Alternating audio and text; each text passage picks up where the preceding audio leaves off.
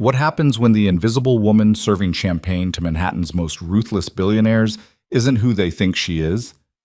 When Elena Ward walked into that penthouse party carrying drink trays, every person in that room had already destroyed her once. They'd stolen her company, erased her name, and left her with nothing. But tonight she came back. Not for revenge that would fade, not for money she didn't need anymore. She came back to dismantle an empire, and she'd do it while they laughed at her, mocked her, treated her like she was nothing. Stay with me until the end, hit that like button, and comment what city you're watching from so I can see how far this story travels. The Manhattan skyline glittered like broken glass scattered across black velvet. 73 floors below Adrian Hale's penthouse, the city moved in its usual chaos, horns blaring, people shouting, life grinding forward without pause. Up here, though, everything existed in careful silence. The kind of silence money bought. The kind that made you forget there was a world outside these windows. Adrian stood at the edge of his living room, one hand wrapped around a glass of scotch he hadn't touched in 20 minutes. He wasn't much of a drinker, never had been. But these gatherings, these performances of wealth and influence, demanded certain props. The drink, the tailored Tom Ford suit that cost more than most people made in a month, the expression of vague interest that suggested he belonged here, among these people, in this rarefied air where morality bent to accommodate profit margins. He didn't belong here. He knew that. But his daughter's future demanded he play the part. "Adrian!" A voice cut through the carefully curated jazz drifting from invisible speakers. Marcus Reinhardt, hedge fund manager and serial tax evader, approached with the aggressive confidence of someone who'd never been told no. "Finally dragged yourself out of that tech cave of yours? Thought you'd become a hermit." Adrian forced something resembling a smile. "Just selective about my appearances." "Selective?" Marcus laughed, too loud, drawing glances from the cluster of old money near the Rothko painting Adrian had bought because his decorator insisted it tied the room together. "That's one word for it. Antisocial is another. I prefer discerning." "Discerning. Right." Marcus clapped him on the shoulder with unnecessary force. "Well, discerning or not, you're missing the best part of the evening. Jonathan's about to tell that story about the Indonesian deal. You know, the one where—" He lowered his voice conspiratorially. "Where he convinced the minister that environmental regulations were more like suggestions." Adrian's jaw tightened, but he kept his face neutral. "Sounds fascinating." "It is. The audacity of it. The sheer balls." Marcus was already moving away, gravitating toward the larger group forming near the floor-to-ceiling windows. "Come on, you'll love this." Adrian didn't move.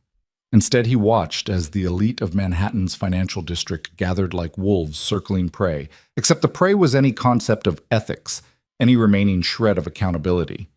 There were 17 people in this room, not counting staff. 17 people who collectively controlled more wealth than several small countries. And every single one of them was dirty in ways that would make front-page news if anyone ever looked close enough. They wouldn't, though. People didn't look at men like these. Men who donated to the right campaigns, sat on the right boards, appeared in the right photographs, wearing the right expressions of philanthropic concern. "Another drink, sir?" The voice was so quiet Adrian almost missed it. He turned, expecting to see Richard, his usual server from the catering company. Instead, a woman stood there, maybe 30, holding a tray of champagne flutes with the kind of careful precision that suggested she'd been doing this a while. Dark hair pulled back in a simple bun, minimal makeup, a server's uniform that somehow looked both perfectly pressed and completely forgettable. But her eyes. There was something in her eyes that didn't match the rest of the picture. "I'm fine, thank you," Adrian said, gesturing to his untouched scotch. She nodded, no smile, no acknowledgement beyond the basic requirement of the transaction. She moved past him toward the group by the windows, and Adrian found himself watching her progress across the room. There was something deliberate about the way she moved, not nervous exactly, not intimidated by the surroundings, just careful. Like every step was measured. "So there I am," Jonathan Westbrook's voice boomed across the space, "sitting across from this government minister who's telling me, and I swear this is word for word, 'Mr. Westbrook, our environmental protection laws are very strict, very strict. Can you imagine?'" Laughter rippled through the group. The woman with the champagne tray had reached them now, standing just outside the circle, waiting for an opening to offer refreshments.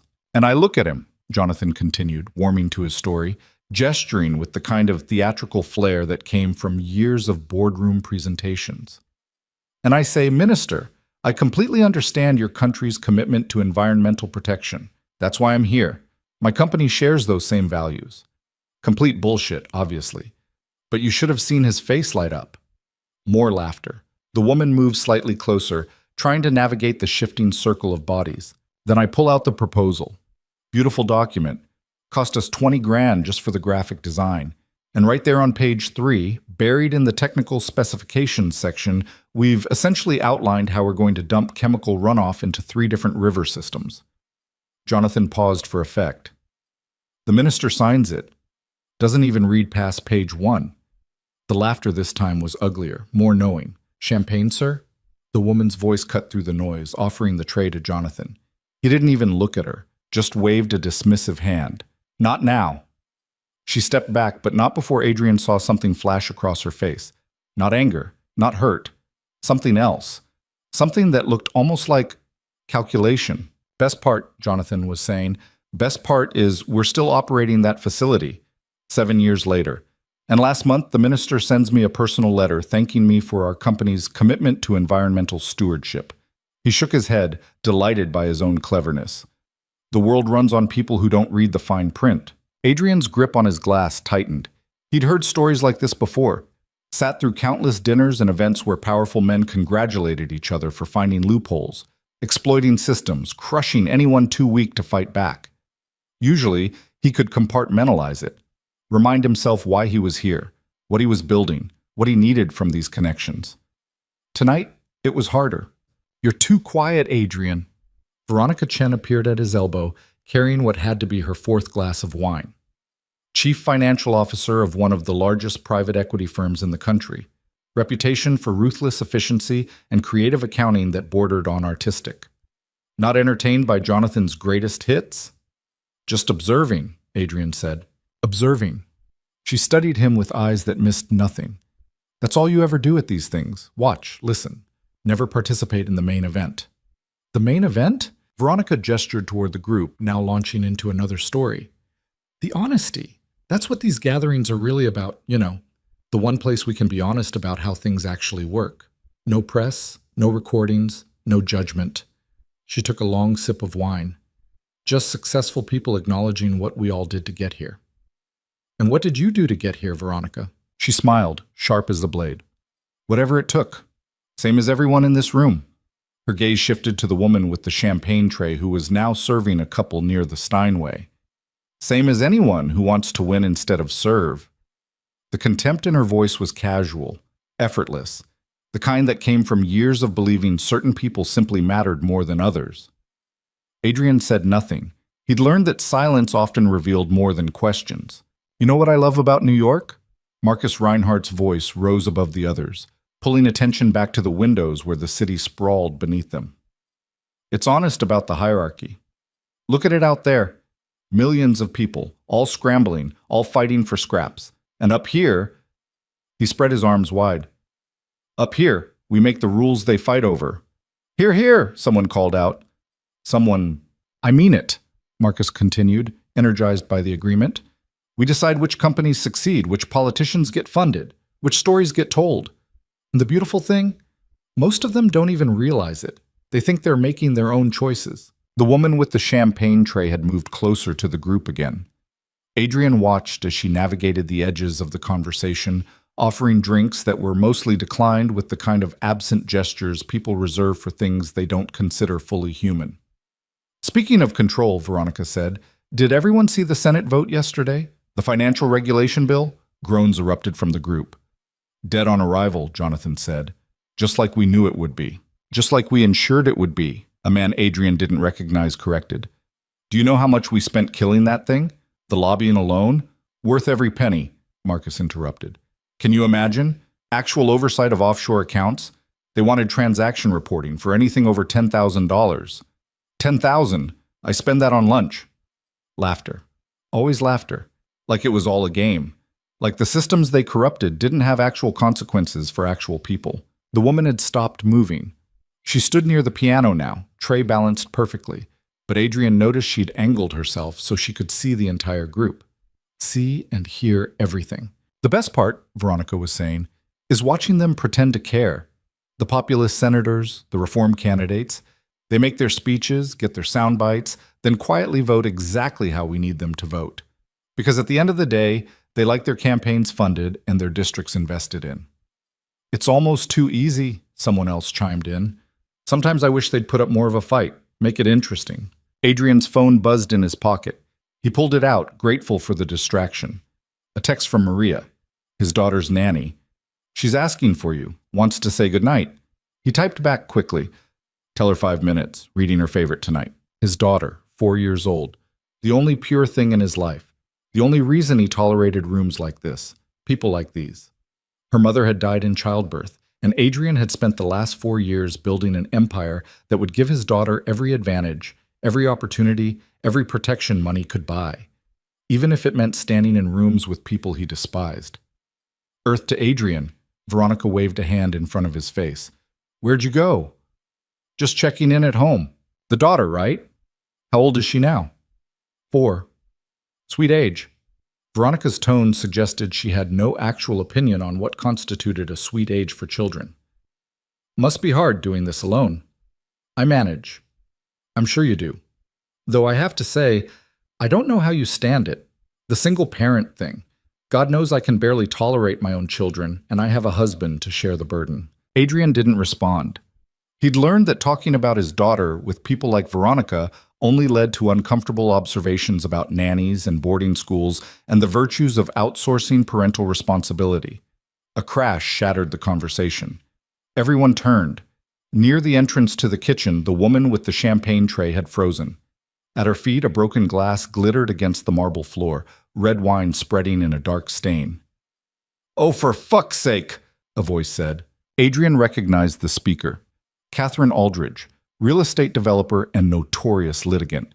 She stood 5 feet from the spill, staring down at her dress, a white designer gown that now sported a spectacular splash of Bordeaux across the skirt. "I'm so sorry," the woman said, her voice quiet but clear. "Let me... don't." Catherine held up a hand, her face transforming into something ugly. "Don't touch me, don't come near me. Do you have any idea how much this dress costs?" The room had gone silent. That particular silence that falls when people sense drama unfolding and want to savor every moment. "It was an accident," the woman said. "I can help clean..." "An accident?" Catherine's voice rose. "An accident is bumping into someone. An accident is a small spill. This..." She gestured at the spreading wine stain. "This is incompetence. This is exactly why we can't trust..." "Catherine." Jonathan stepped forward, playing peacemaker but clearly enjoying the spectacle. "I'm sure she didn't mean..." "I don't care what she meant. I care that my $3,000 gown is ruined because this clumsy..." "I said I was sorry." The woman's voice was still quiet, but something in it had changed, hardened. Catherine's eyes narrowed. Sorry doesn't pay for dry cleaning, sorry doesn't replace designer clothing, and sorry definitely doesn't excuse this level of incompetence. She turned to address the room at large, performing now for an audience. This is what happens when you hire cheap labor. This is what happens when you let just anyone into spaces like this. Adrian watched the woman's face. She'd gone very still, and in that stillness, he saw something that made his instincts flare. She wasn't embarrassed, wasn't ashamed. She was waiting. Like this moment was exactly where she needed to be. "I think," Marcus said, voice dripping with false sympathy, "that someone needs to understand their place. Know what I mean?" He looked directly at the woman. "Maybe you should get on your knees, clean up this mess properly, show some respect for the people you're serving." Several voices murmured agreement. The woman didn't move. "Did you hear me?" Marcus stepped closer. "I said get on your knees." "No." The single word landed like a gunshot. Catherine's face flushed red. "Excuse me?" "I said no." The woman set down her tray with careful precision. "I'm not getting on my knees. I'm not cleaning up wine that someone else knocked into my tray. And I'm definitely not taking orders from people who confuse wealth with worth." The silence that followed was different now. Shocked. Uncertain. Who the hell do you think you are? Veronica demanded. The woman smiled. It wasn't a nice smile.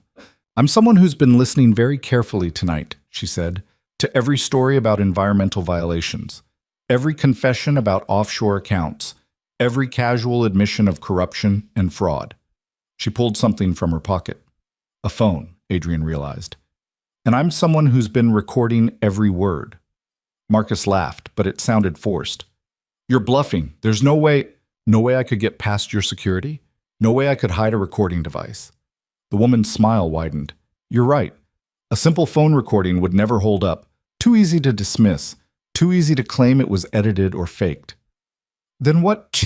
Catherine started. So I used something better. Something embedded in the penthouse itself. In the speakers. In the security system. In the devices you all brought with you and left unlocked because you felt safe here. She paused. You know what's funny? None of you even noticed when your phone started syncing to a network you didn't recognize. Why would you? You're too important to worry about technical details. Adrian's hand moved instinctively to his own phone. A small icon he didn't recognize blinked in the corner of the screen. My name is Elena Ward, the woman said, and Adrian heard several people gasp. And 7 years ago, the people in this room stole everything from me. My company, my technology, my future. You erased me so completely that most of you don't even remember doing it. That's impossible, Jonathan said, but his voice wavered. Elena Ward is dead? Elena finished. That's what you told everyone, wasn't it? Tragic car accident. So sad. So convenient that all my patents and intellectual property transferred to your consortium. She laughed, and it was the coldest sound Adrian had ever heard. I wasn't dead. I was just invisible. Turns out, when you destroy someone's life completely, they stop showing up on your radar. They become the help, the service workers, the invisible people you don't bother to see. Catherine was backing toward the door. I'm calling security. Please do, Elena said. But you should know, they've been locked out of the building systems for the last 20 minutes. Same with the elevators, same with every exit. She checked her watch. And in approximately 3 minutes, every financial account connected to the people in this room will be frozen, pending federal investigation. You can't do that, Marcus said, but he'd gone pale. You can't just... I can't. But the Securities and Exchange Commission can. The FBI can. The IRS can. Especially when they receive comprehensive evidence of fraud, tax evasion, market manipulation, and about 40 other charges. Elena's voice was steady, clinical. Evidence I've been collecting for 7 years. Evidence you just spent 2 hours confirming and expanding on camera. Adrian's mind raced. He cataloged everything he'd heard tonight, everything that had been said. Most of it hadn't involved him directly. He'd barely participated in the conversations. But he'd been here, in the room, associated. His daughter's face flashed through his mind. This is insane, Veronica said, trying to sound authoritative but failing. You'll never make this stick. We have lawyers. We have... Money? Influence? Elena interrupted. I know. That's what makes this interesting. Because the system I built, the one you stole from me, it wasn't just a financial tool. It was a complete network integration platform. Every device, every account, every digital footprint. And I've spent 7 years building backdoors into every system you trust. She pulled out a tablet, tapped something on the screen. Around the room, phones started buzzing, simultaneously. Adrian looked down at his own screen and watched as his banking app opened on its own, displaying a message. Account access suspended pending review. Federal investigation in progress. No, someone whispered. No, no, no. It's spreading, Elena said calmly. Right now, every transaction you've made in the last decade is being analyzed. Every offshore account, every shell company, every payment you thought was hidden. She looked around the room, meeting each person's eyes. You were right about one thing tonight. The world does run on people who don't read the fine print. But I did. I read every line of every system you use, and I've been rewriting them. Marcus lunged toward her but stopped when she held up the tablet. I wouldn't, she said. This device is the only thing preventing your pension funds from being completely wiped. Attack me, and 3,000 retirees lose their life savings because of your fraud. Is that really how you want this to end? He froze. Adrian watched it all unfold with a strange sense of detachment. Part of him was calculating escape routes, legal strategies, ways to protect his assets and his daughter. But another part, a part he didn't usually acknowledge, felt something close to admiration. This woman had systematically dismantled the most powerful people in New York's financial district, in their own space, using their own arrogance against them. It was almost beautiful. Why?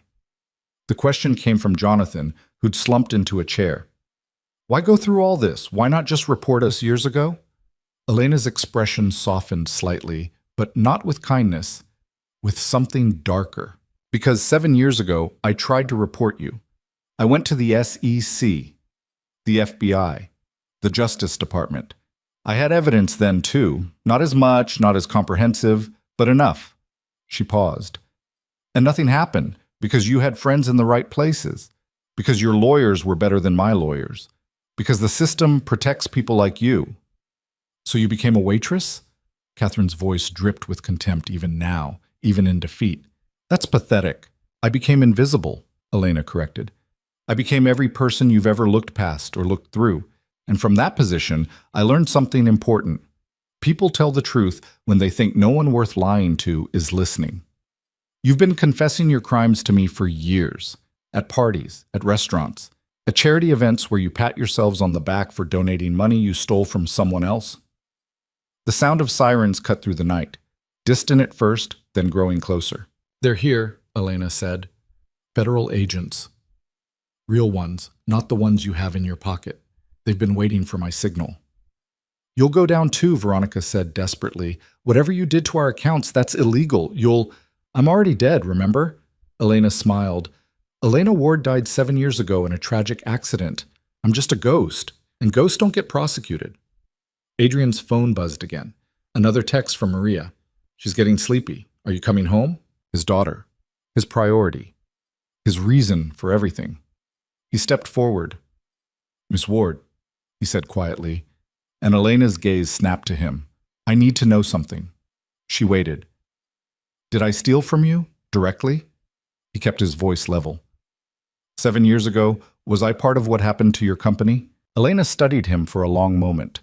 Around them, the others had started to panic properly, making calls that wouldn't connect, trying doors that wouldn't open, attempting to access accounts that no longer recognized them.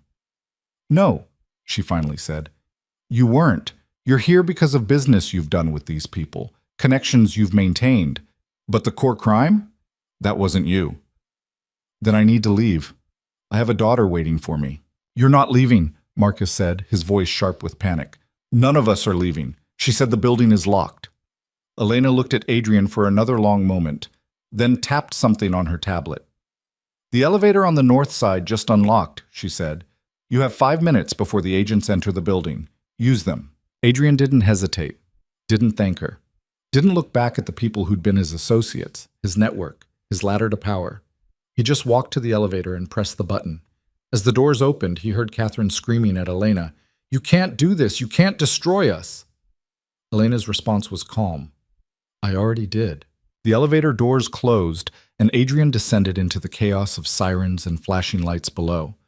He exited through a side entrance, avoiding the federal vehicles pulling up to the main doors. His car was 3 blocks away. His daughter was 20 minutes away. Everything else could wait. By the time Adrian pulled into his driveway, his hands had stopped shaking. The adrenaline had faded, replaced by something heavier. The weight of realization, the understanding of how close he'd come to destruction. He'd built his fortune carefully, mostly legally. He'd never participated in the worst of what those people did, but he'd known. He'd stood in rooms where crimes were committed and said nothing. He'd benefited from connections to people whose wealth came from exploitation. And tonight that had almost cost him everything. Maria met him at the door, her expression concerned. She's still awake. Refused to sleep without you. Adrian managed a smile. Thank you. I'm sorry I'm late. Everything okay? You look... It's been a long night, he said. I'll explain tomorrow. Can you stay late? I'll pay double. Maria nodded, heading toward the guest room she used when she stayed over. Adrian climbed the stairs to his daughter's room.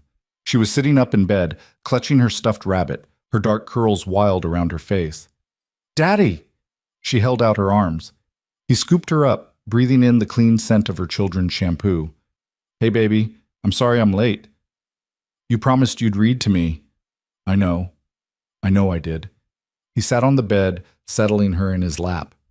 "What do you want to hear?" She grabbed a book from her nightstand, something about a brave mouse who went on adventures.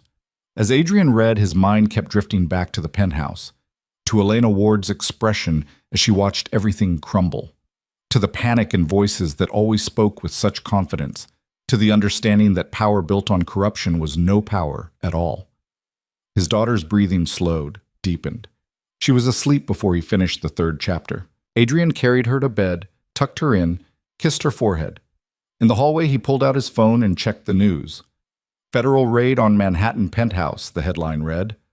"Multiple high-profile arrests expected in fraud investigation." He scrolled through the article, names he recognized, charges that didn't surprise him, and buried in the third paragraph, "Sources indicate the investigation was triggered by evidence provided by an anonymous informant with extensive knowledge of the defendant's financial activities."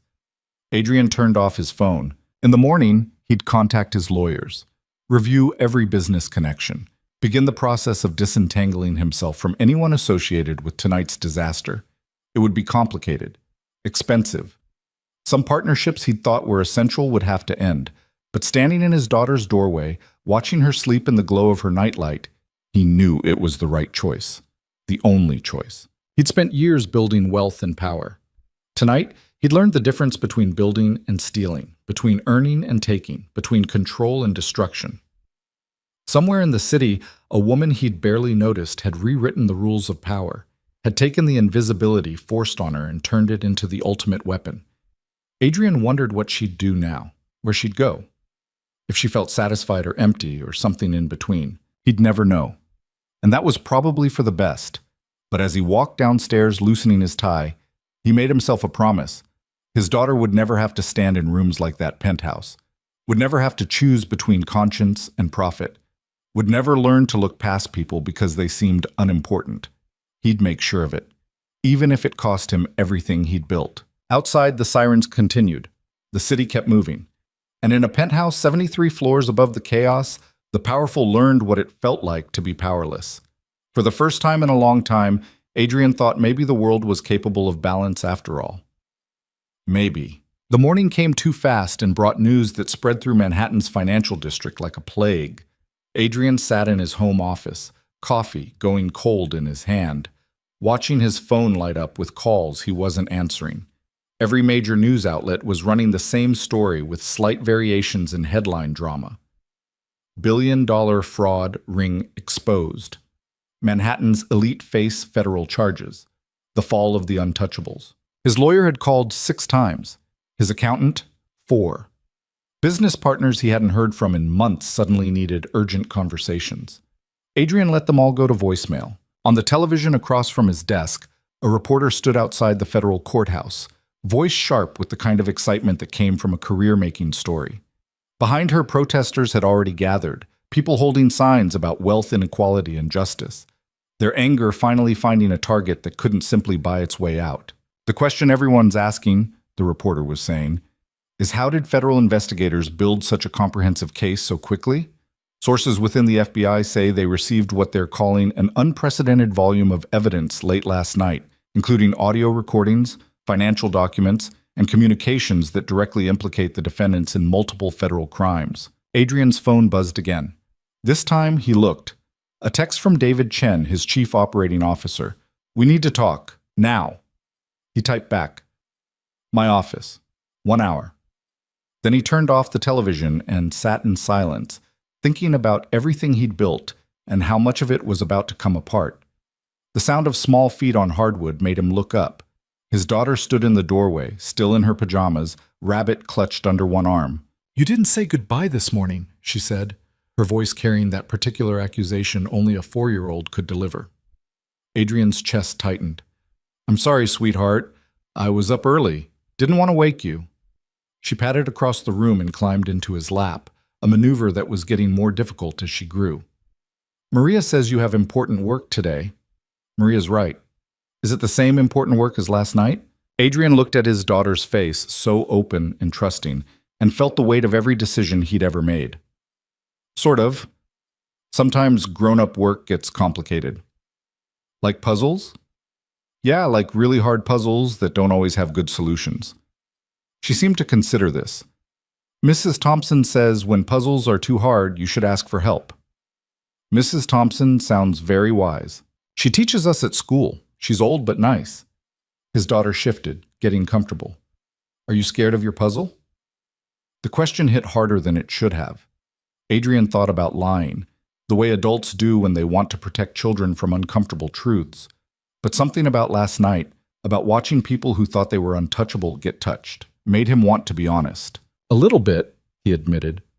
Sometimes the hardest part of puzzles is knowing which pieces to keep and which ones don't fit anymore. She nodded solemnly, as if this made perfect sense. Can I help? You already do, more than you know. Maria appeared in the doorway, apologetic. Sorry, I told her you were busy, but it's fine, Adrian said. We're just talking about puzzles. His daughter leaned against his chest, and Adrian held her there, acutely aware that moments like this, simple, clean, uncomplicated by the mess of adult choices, were the only things that actually mattered. Everything else was just scaffolding, structure that could be rebuilt if it collapsed. All right, kiddo, he said after a few more minutes. Maria's going to get you breakfast, and then it's time for school. Can we read tonight? The whole book this time? The whole book, Adrian promised, lifting her down. Every single page. She ran off with Maria, and the silence of the office felt heavier. Adrian turned his phone back on and started reading through the messages he'd been ignoring. Most were variations of panic, people wanting to know if he was implicated, if his assets were safe, if he knew anything about the investigation. One message stood out. From Thomas Wright, a business attorney he'd consulted exactly twice. Saw the news. If you were at that party last night, we should talk before federal investigators come asking questions. They will come. It's just a matter of when. Adrian saved the message and kept scrolling. Further down, he found something that made him stop. An unknown number. A message sent at 3:47 a.m. You have a chance most of them don't. Use it. No signature, no context. But Adrian knew who'd sent it. Elena Ward. The woman who'd destroyed 17 lives in a single evening was apparently keeping tabs on the one person she'd let walk away. The thought should have been threatening. Instead, it felt almost like permission. David Chen arrived exactly 1 hour later, looking like he'd slept in his suit. Probably had. David was Adrian's right hand in the company, the person who kept operations running while Adrian handled strategy and vision. They'd worked together for 6 years, and Adrian had never seen him this rattled. Tell me you weren't part of it, David said, dropping into the chair across from Adrian's desk. Tell me we're not about to watch everything collapse. I wasn't part of the fraud, Adrian said. Not directly. Not directly, that's not exactly comforting. I was at the party. I've done business with several of the people arrested. Federal investigators are probably going to want to talk to me. David's face went pale. Jesus Christ, Adrian, do you know what this means? Our investors are going to panic. Partners are going to pull out. Every deal we have in progress will probably fall apart. Yeah, I know. You know? That's it? You know?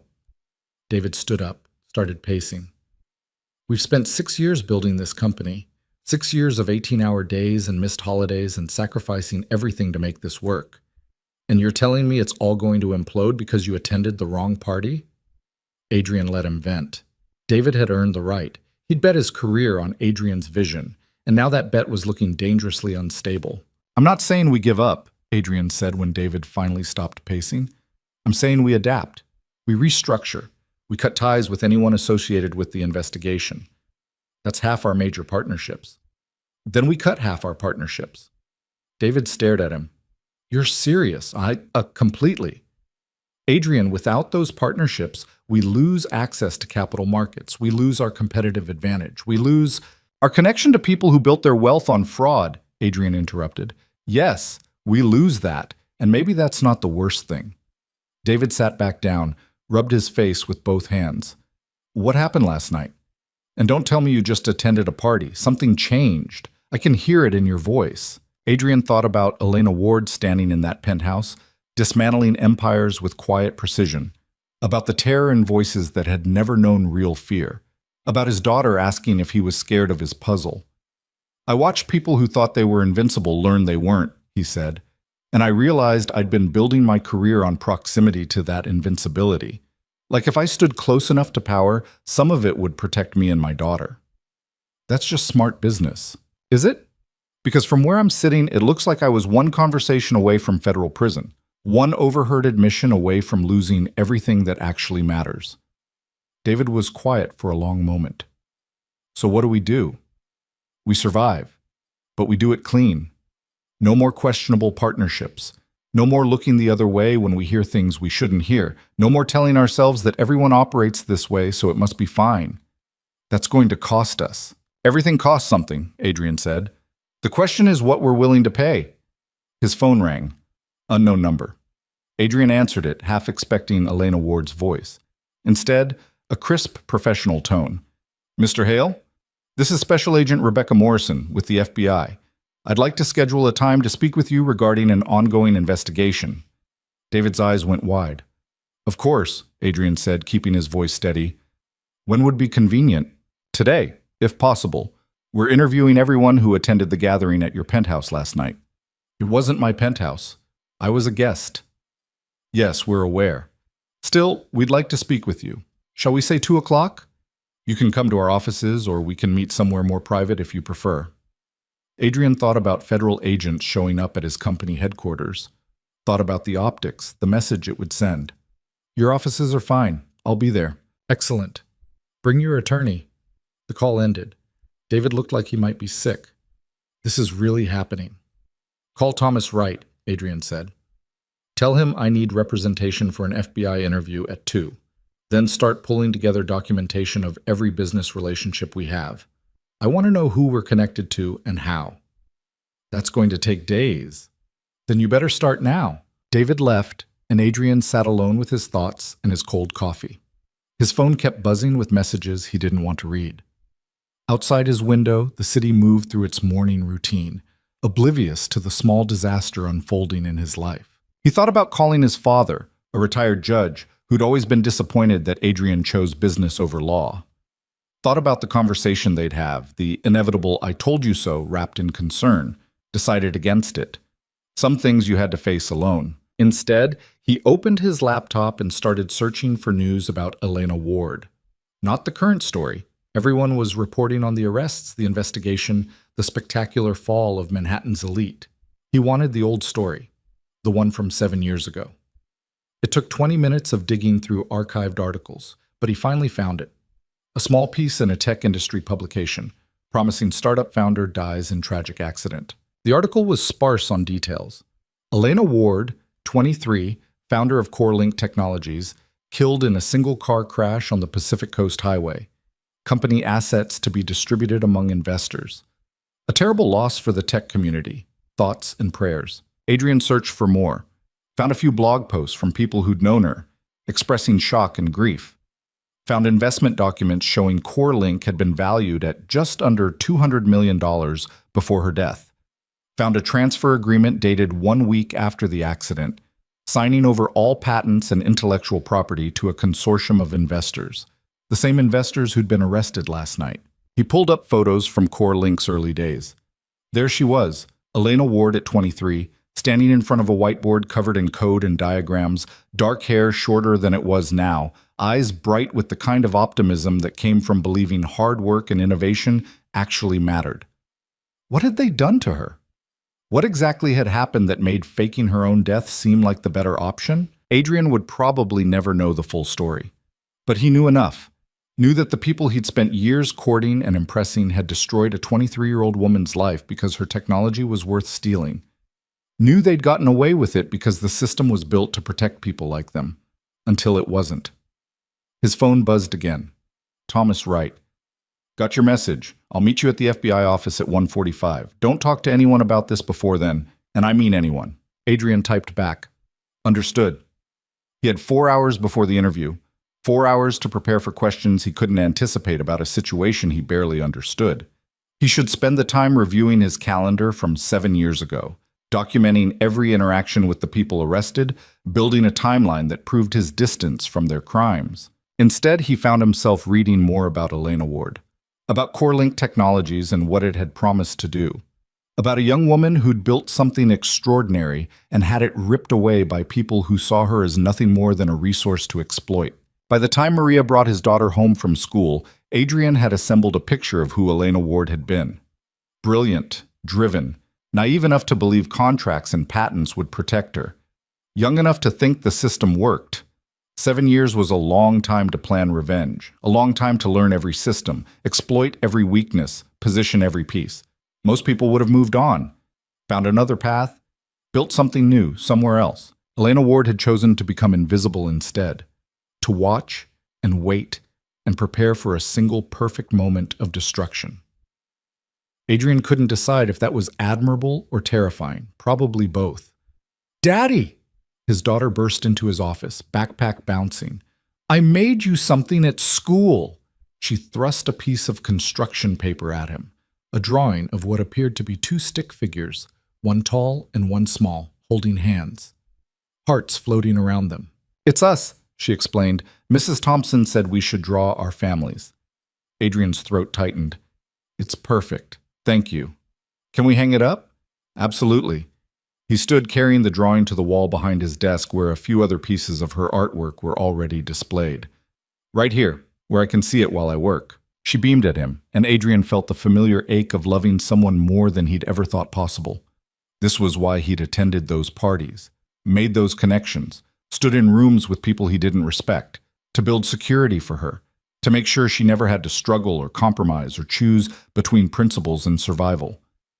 Except he'd been doing it wrong, building a foundation on sand and calling it stone. "Maria says you have to go to a meeting this afternoon," his daughter said. "That's right." "Is it for your puzzle?" Adrian smiled despite everything. "Yeah, it's part of solving the puzzle." "Will you fix it?" "I'm going to try." She seemed satisfied with this answer and ran off to find Maria. Adrian checked the time, 90 minutes until he needed to leave for the FBI office. He spent 60 of those minutes working through emails and documents with David, building a defense that felt flimsy, even as they constructed it. Yes, he'd attended the party. No, he hadn't participated in the conversations about illegal activity. Yes, he had business relationships with several of the defendants. No, those relationships didn't involve criminal conduct. It all sounded weak, circumstantial, like exactly what someone would say if they were trying to distance themselves from guilt. The truth was more complicated. He hadn't committed crimes, but he'd benefited from systems built by people who did. He'd accepted their money, used their connections, looked the other way when things seemed questionable because questioning them would have been inconvenient. That might not be illegal, but it wasn't innocent either. Thomas Wright met him in the parking garage of the FBI field office, looking exactly like what he was, an expensive lawyer who specialized in keeping wealthy people out of prison. "Before we go in," Thomas said, "I need you to understand something. Federal investigators are very good at making innocent people incriminate themselves. They'll be friendly, conversational. They'll make you think you're just clearing up misunderstandings. Don't fall for it.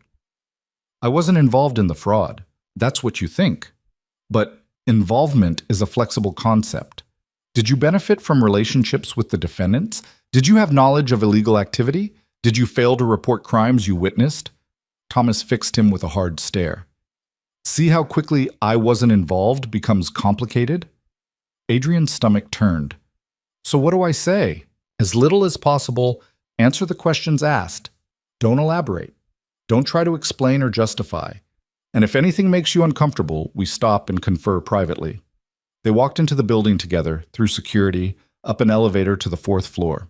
A young agent met them in the waiting area and led them to a small conference room, 2 chairs on one side of a table, 2 on the other. Special Agent Rebecca Morrison was younger than Adrian expected, maybe early 40s, with sharp eyes and the kind of calm competence that came from years of interrogating people who thought they were smarter than her. "Mr. Hale, thank you for coming in," she said, shaking his hand. "I'm Special Agent Morrison. This is my partner, Agent Chen." Agent Chen nodded, but didn't offer his hand, just pulled out a tablet and started typing.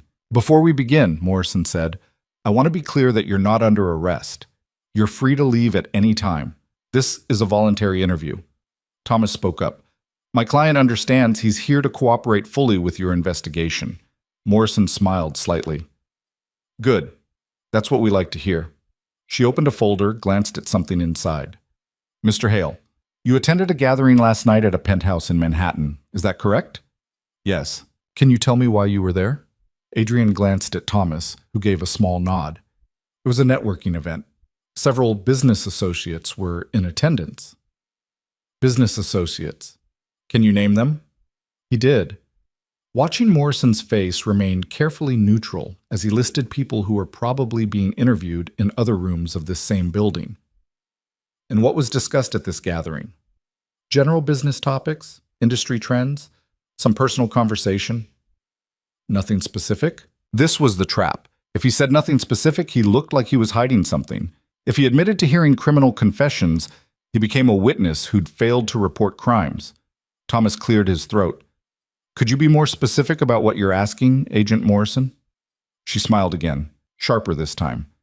I'm asking if Mr. Hale overheard any conversations about illegal activity, financial fraud, tax evasion, market manipulation, that sort of thing. I overheard many conversations, Adrian said carefully, some of which included inappropriate jokes and questionable claims. I didn't take them seriously at the time. Inappropriate jokes, Morrison repeated, making a note. About what specifically? About wealth, power, the ability to avoid consequences. Adrian could feel Thomas's tension beside him. I assumed it was the kind of exaggeration successful people engage in. I didn't think anyone was making actual confessions, but they were making confessions. We have recordings. I'm aware of that now. Morrison leaned forward slightly. Mr. Hale, I'm going to be direct with you. We know you weren't part of the core conspiracy. We know you didn't participate in the fraud that took place 7 years ago. But we also know you've done business with every single person arrested last night. So I need to understand, are you a witness or are you complicit? The question hung in the air. Thomas started to object, but Adrian held up a hand. I was a witness, an uncomfortable, complicit witness who should have asked harder questions and made better choices about my associations. But I didn't commit crimes, and I didn't knowingly benefit from others' crimes. Morrison studied him for a long moment. Your company has received investment from several of the defendants. Yes. That investment is currently frozen pending investigation. I assumed it would be. How does that affect your business operations? Adrian thought about David's panic that morning, about deals falling apart and partners disappearing. Significantly, but we'll manage. By finding new investors, by restructuring, cutting costs, focusing on sustainable growth rather than rapid expansion. Morrison made another note. Agent Chen, who'd been silent this whole time, spoke up. Mr. Hale, did you know Elena Ward? The name landed like a punch. No, Adrian said. I never met her before last night. But you knew who she was. I knew the name. Knew about Core-Link Technologies and what happened 7 years ago. What do you think happened 7 years ago? This was dangerous territory. Accusing the defendants of crimes they hadn't been charged with yet could complicate everything. I think, Adrian said slowly, that a young woman built something valuable and lost it in circumstances that now appear suspicious. Appear suspicious, Chen repeated. That's diplomatic. It's accurate. I don't know what happened. I only know what I've read and what I observed last night. Morrison took over again. What did you observe last night? Adrian described the evening in careful detail. The gathering, the conversations, the wine spill, Elena's revelation, the panic that followed. He left out his own escape, uncertain if admitting that Morrison had let him leave early would help or hurt. And you left before federal agents arrived, Morrison said, making it a statement rather than a question. Yes. Why? Because someone who wasn't under arrest told me I could, and because my 4-year-old daughter was waiting for me at home. Morrison's expression softened fractionally. You're a single parent, is that right? Yes, her mother died during childbirth. That must be difficult. Adrian didn't respond. He'd learned years ago that people's sympathy for single fathers was performative. They didn't actually want to hear about the difficulty. They just wanted to acknowledge it existed. Morrison closed her folder. Mr. Hale? Here's my assessment. You're not who we're after. You attended a party, heard some things, made some poor choices about business partnerships. But you're not a criminal, and I don't think you're trying to protect criminals." Thomas visibly relaxed. "However," Morrison continued, "your cooperation could be valuable. We need witnesses who can testify about what was said at that gathering, people who can corroborate the recordings we have." "My client would be happy to cooperate," Thomas said quickly. "In exchange for immunity," Morrison added, "full immunity from any potential charges related to associations with the defendants." Adrian looked at Thomas, who nodded. "That's acceptable. Then we'll draw up the paperwork. In the meantime, Mr. Hale, I need you to be available for additional interviews, and I need you to maintain distance from anyone associated with the investigation." "Already planned on it." Morrison stood, extending her hand. "Thank you for your time. We'll be in touch." Outside the building, Thomas let out a long breath. "That went better than I expected." "Is immunity actually worth anything?" Adrian asked. "In this case?" "Yes. It means they genuinely don't see you as a target. They want your testimony, not your head on a spike." Thomas checked his phone. "I'll work with their office to finalize the agreement. Shouldn't take more than a few days." They parted ways in the parking garage, and Adrian sat in his car for several minutes before starting the engine. His hands were shaking slightly. Adrenaline, probably. Or relief. Or the delayed reaction to how close he'd come to disaster. His phone buzzed. "David." "How did it go?" Adrian typed back. "Better than expected. They want me as a witness, offering immunity." "Thank Christ. But we still need to restructure everything. No more questionable partnerships." "I'm already working on it. It's going to hurt."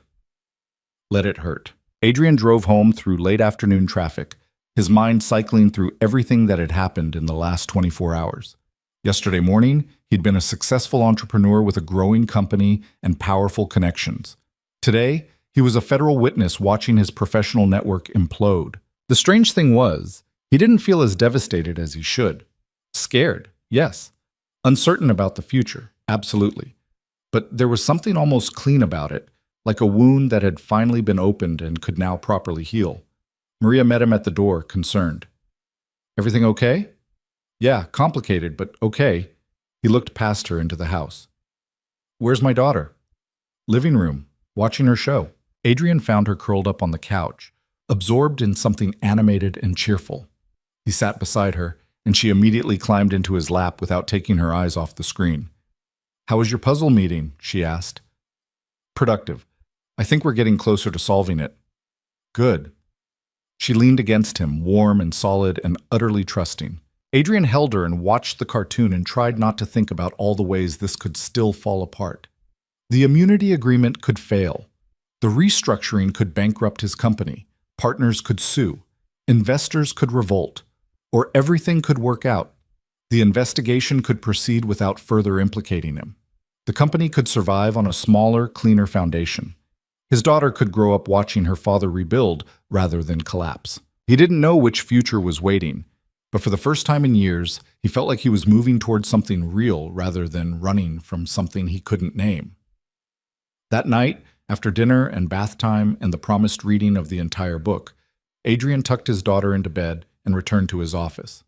His laptop was still open to the articles about Elena Ward, her face frozen in a moment of optimism that hadn't survived. He closed the browser and opened a new document, started writing down everything he remembered from the party, every conversation, every admission, every detail that might help federal prosecutors build their case. It took 3 hours. When he finished, the document was 12 pages long and potentially devastating to people who'd once been his pathway to success.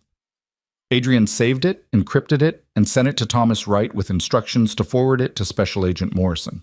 Then he poured himself a drink, actually drank it this time, and stood at his office window looking out at the city. Somewhere out there, Elena Ward was probably doing the same thing.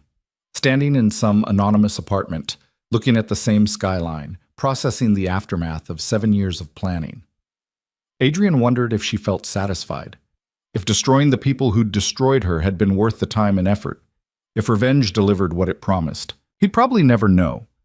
Their paths had crossed for one night, in one room, during one spectacular implosion. That was likely the only intersection their lives would ever have. But he was grateful for it. Grateful that she'd given him a chance to step back from the edge he hadn't fully realized he was walking.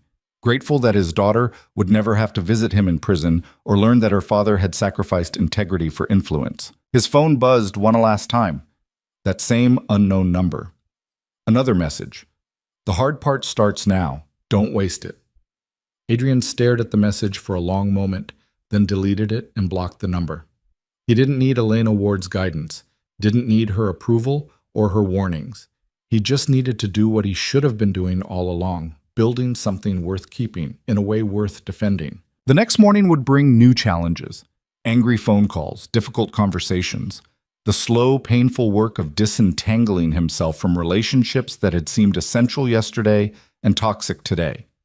But tonight, standing in his office with an empty glass and a clear conscience, Adrian felt something he hadn't felt in years. He felt ready. 3 weeks passed before the cracks really started to show. Adrian had prepared himself for the collapse, expected it, even.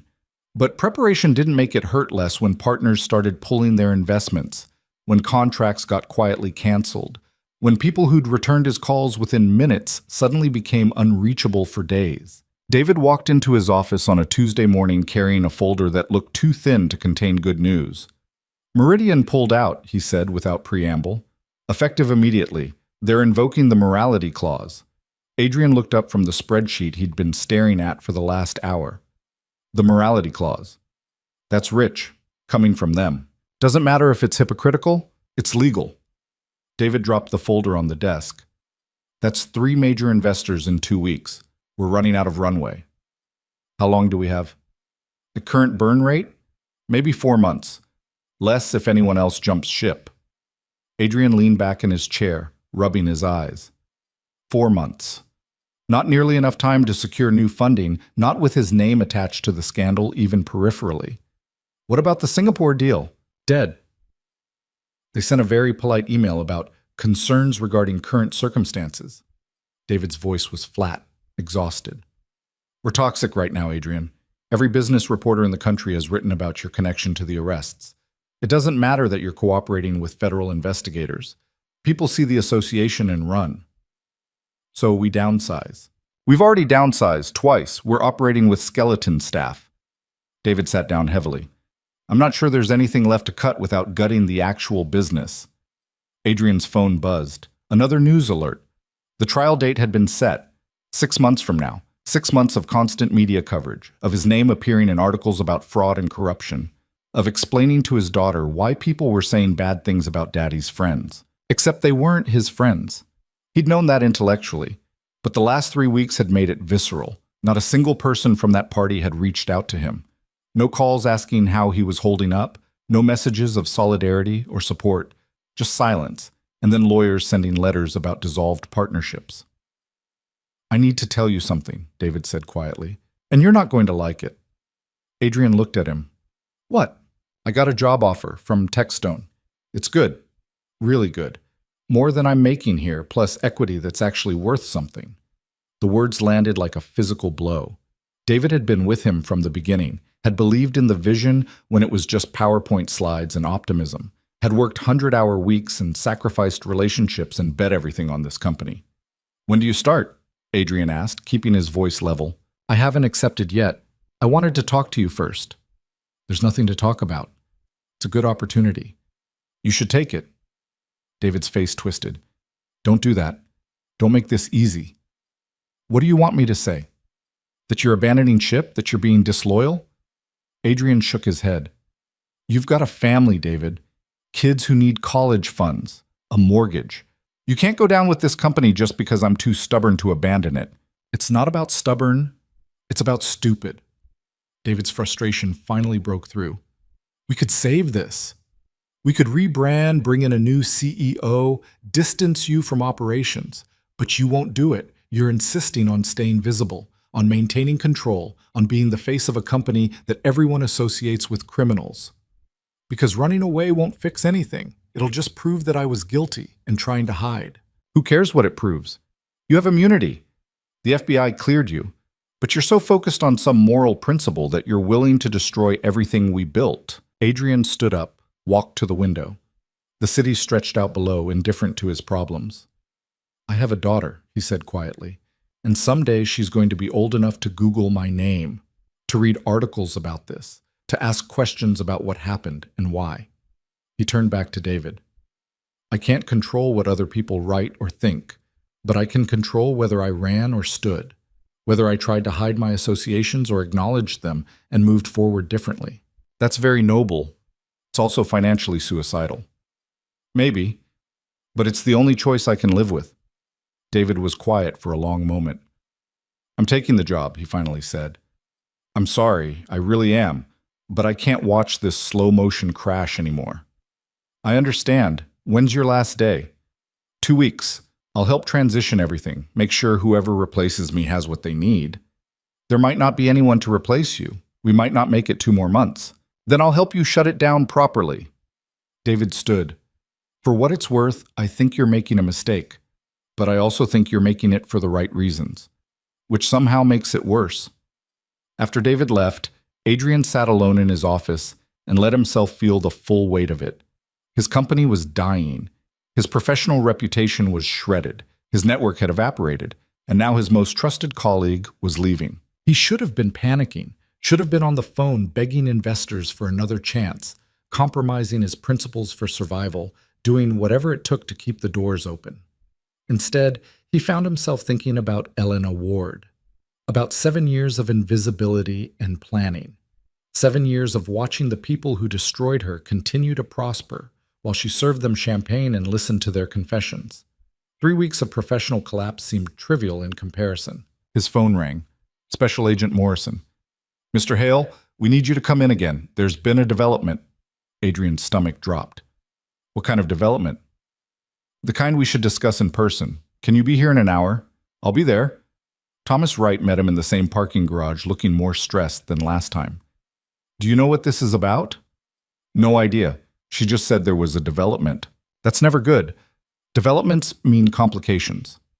Thomas checked his watch. Whatever they ask, remember, you have immunity. They can't use anything against you, but that doesn't mean you should volunteer information. They went through the same security, took the same elevator, ended up in the same conference room. But this time, Morrison wasn't alone. A man in an expensive suit sat beside her, and Adrian recognized him from news coverage. James Reardon, Assistant U.S. Attorney. This was definitely not good. Mr. Hale, thank you for coming on short notice, Morrison said. You know my colleague, Agent Chen. This is Assistant U.S. Attorney Reardon. He's leading the prosecution. Reardon didn't smile. Mr. Hale, we have a problem, and we're hoping you can help us solve it. Thomas leaned forward. What kind of problem? The recordings we received from our confidential informant, they're remarkably comprehensive, almost too comprehensive. Reardon opened a tablet, turned it so Adrian could see. They captured conversations from every corner of that penthouse, including private discussions in rooms where the serving staff shouldn't have had access. Adrian said nothing, waiting. We've been analyzing the audio, trying to establish chain of custody, verify authenticity, and we've discovered something interesting. Reardon tapped the screen. There are gaps, specific moments where the recording cuts out, then resumes, always during conversations involving you. I don't understand, Adrian said, though he was starting to. Morrison took over. Someone edited the recordings before turning them over to us, removed portions of conversations. We don't know what was said during those gaps, but we know they exist. And you think my client knows why?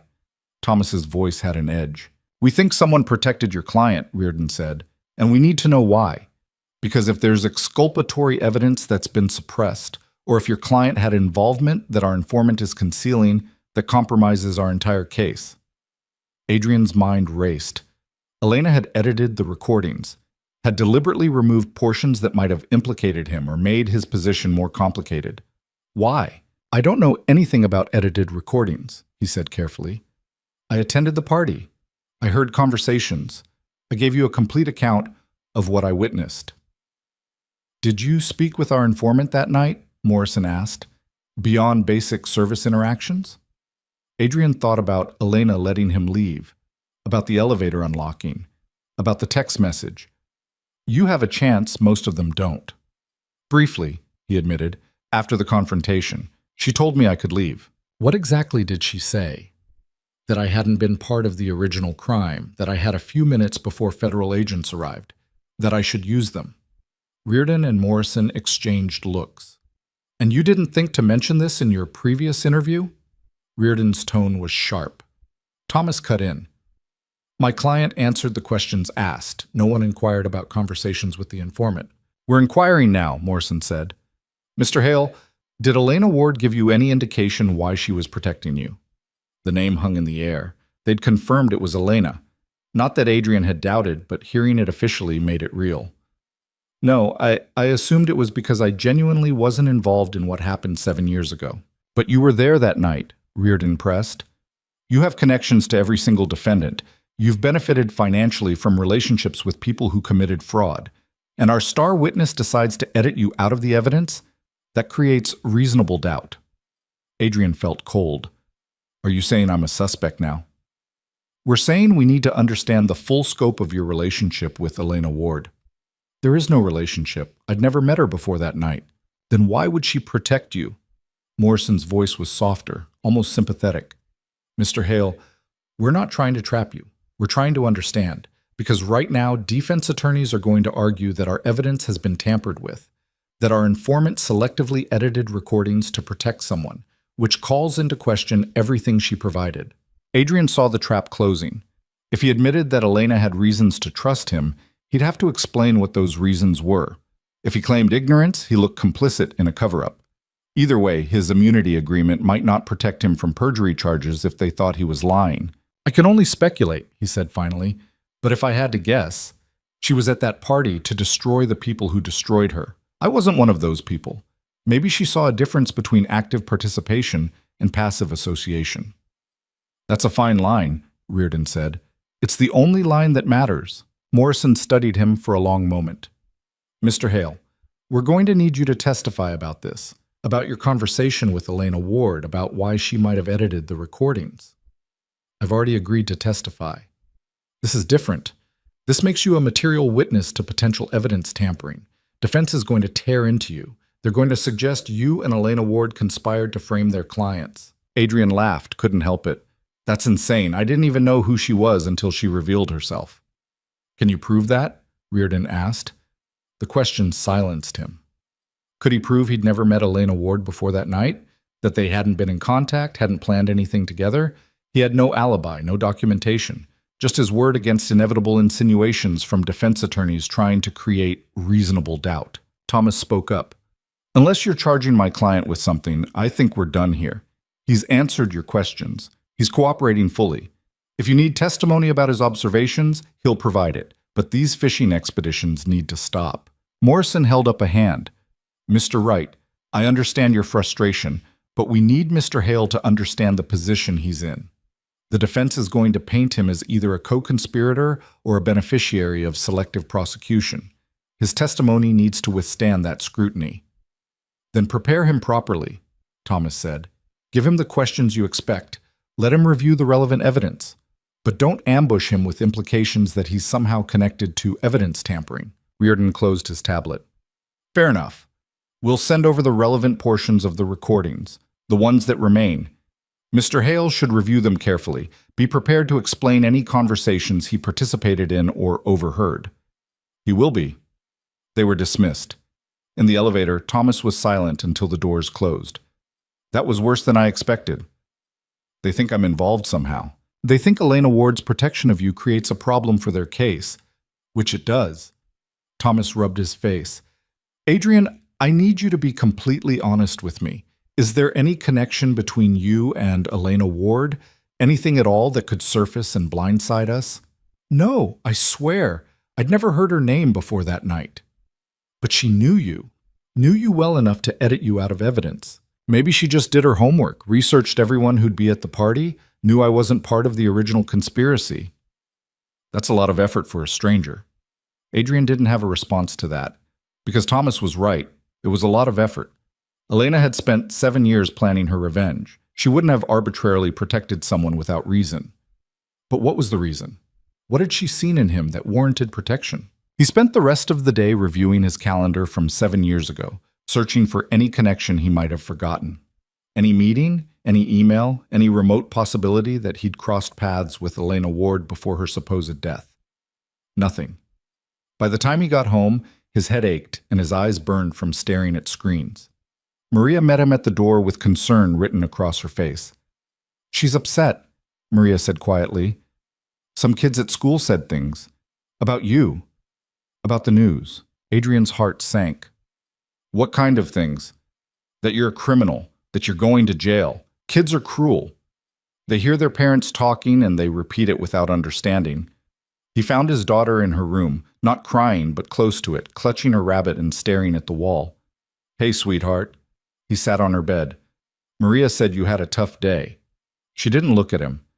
"Emma said her mom said you're a bad man, that you steal money." Adrian felt something crack in his chest. Emma's mom is wrong, but she said it's on the news, that everyone knows. The news is complicated. Sometimes they get things wrong. Sometimes they tell part of a story without explaining all of it. "Are you going to jail?" Her voice was so small. "No, I promise I didn't do anything wrong."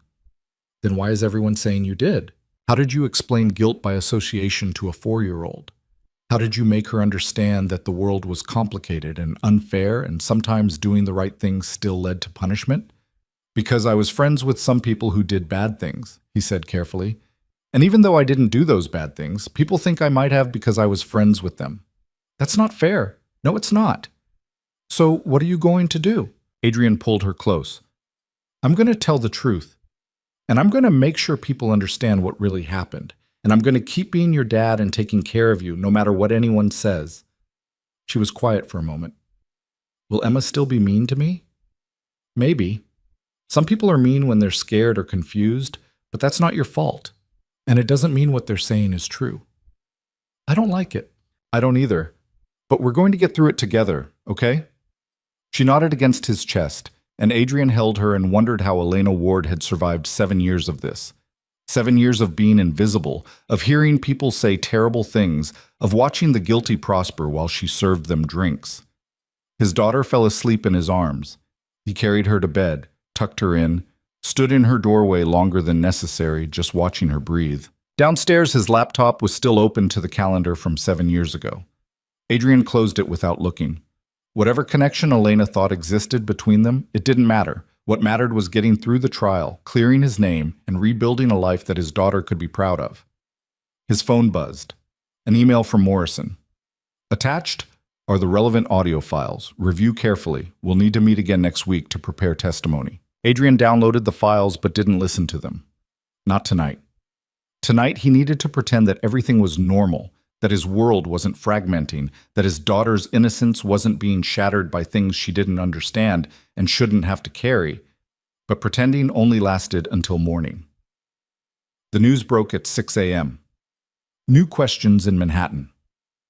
Fraud case. Did star witness tamper with evidence? Adrian's phone exploded with calls and messages. Thomas, David, reporters he'd never heard of, business partners demanding explanations. His father leaving a voicemail that started with, "I told you this would happen," and ended with, "Call me immediately." He ignored all of it and made his daughter breakfast. Scrambled eggs and toast, orange juice, normalcy performed through gritted teeth. "Are you okay, Daddy?" She watched him with those big, too perceptive eyes. "Just tired, sweetheart. Didn't sleep well." "Because of the bad people saying things?" "Yeah, because of that." "You should tell them to stop." If only it were that simple. "I'm working on it." She seemed satisfied with this answer and returned to her eggs. Adrian's phone kept buzzing. He turned it off completely and focused on his daughter, on getting her ready for school, on maintaining the illusion that everything was fine. But when he dropped her off, he saw other parents watching him, whispering. One mother actually pulled her child away when his daughter tried to say hello. Adrian wanted to scream, wanted to grab these people and shake them and demand they understand that proximity wasn't guilt, that association wasn't crime, that his 4-year-old daughter didn't deserve to be punished for his mistakes. Instead, he walked back to his car and sat there for 10 minutes with his hands shaking on the steering wheel. His phone, powered back on, showed 37 missed calls. He scrolled through them, found one that surprised him. Veronica Chen. He called her back, half expecting it to go to voicemail. She answered on the second ring. "Adrian, thank you for calling back." "I'm surprised you called at all. Thought you'd be too busy dealing with your own legal problems." "I am. But I saw the news this morning and I realized something. Her voice was different, quieter, less sharp. We were all in that room together. We all heard the same things. But you're the only one who walked away clean, and now they're trying to drag you back in. Why do you care? Because it's not right. Look, I did what they're accusing me of. We all did. The fraud, the tax evasion, all of it. We earned our arrests. She paused. But you didn't. You were just guilty of not asking enough questions. And watching them destroy you for that, it's wrong. Adrian didn't know what to say. I'm going to testify, Veronica continued, at the trial. I'm going to tell them you weren't part of it, that you attended parties and did business but never participated in the actual crimes. It won't fix everything, but it might help. Why would you do that? It doesn't benefit you. No, but I have kids too, and I keep thinking about them reading about me someday, about what I did and who I became. Her voice cracked slightly. I can't undo my choices, but I can at least tell the truth about yours. The call ended, and Adrian sat in his car staring at his phone in disbelief. Veronica Chen, ruthless, ambitious, morally flexible Veronica Chen, was going to testify on his behalf. Maybe the world was capable of surprises after all. He drove to his office, which felt emptier every day. Half the desks were vacant now. The receptionist he'd had to let go. The whole floor had the hollow feeling of a place slowly dying. David was at his desk, packing boxes. You're leaving early, Adrian said. Techstone wants me to start Monday. I figured it was better to rip the Band-Aid off. Yeah, probably right. David taped up a box, set it aside. I saw the news this morning about the evidence tampering questions. It's a mess. It's more than a mess. It's a systematic attempt to discredit the prosecution's entire case. David looked at him. Which means whoever Elena Ward is, she made powerful enemies very angry. We all did, by association. No, you did by being there. The rest of us made enemies by building businesses on top of their fraud. David's expression was serious. Adrian, has it occurred to you that you might be in actual danger? Not legal danger, physical danger. Adrian hadn't considered that. You think someone would... I think desperate billionaires facing prison time are capable of anything. And you're a loose end, a witness who can corroborate recordings. If something happened to you, the prosecution's case gets weaker. That's paranoid. It's realistic. These people destroyed Elena Ward's entire life for a technology platform. You think they'd hesitate to eliminate a witness? Adrian's mouth went dry. I have immunity. I'm cooperating. Killing me would just make things worse for them. Only if they get caught. And people like that, they're very good at not getting caught. David picked up another box. I'm not saying this to scare you. I'm saying it because I still give a damn, and I think you should be careful. Watch your back. Maybe hire security. I can't afford security. I can barely afford rent at this point. Then be smart. Don't go places alone. Don't follow predictable routines. And for the love of everything, don't trust anyone associated with that night. After David left, taking 6 years of partnership with him, Adrian sat alone in his office and let the weight of it all settle.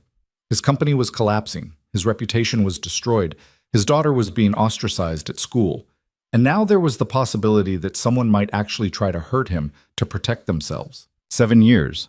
Elena Ward had endured 7 years of this, and worse, had survived and planned and executed perfect revenge against people who'd thought her broken.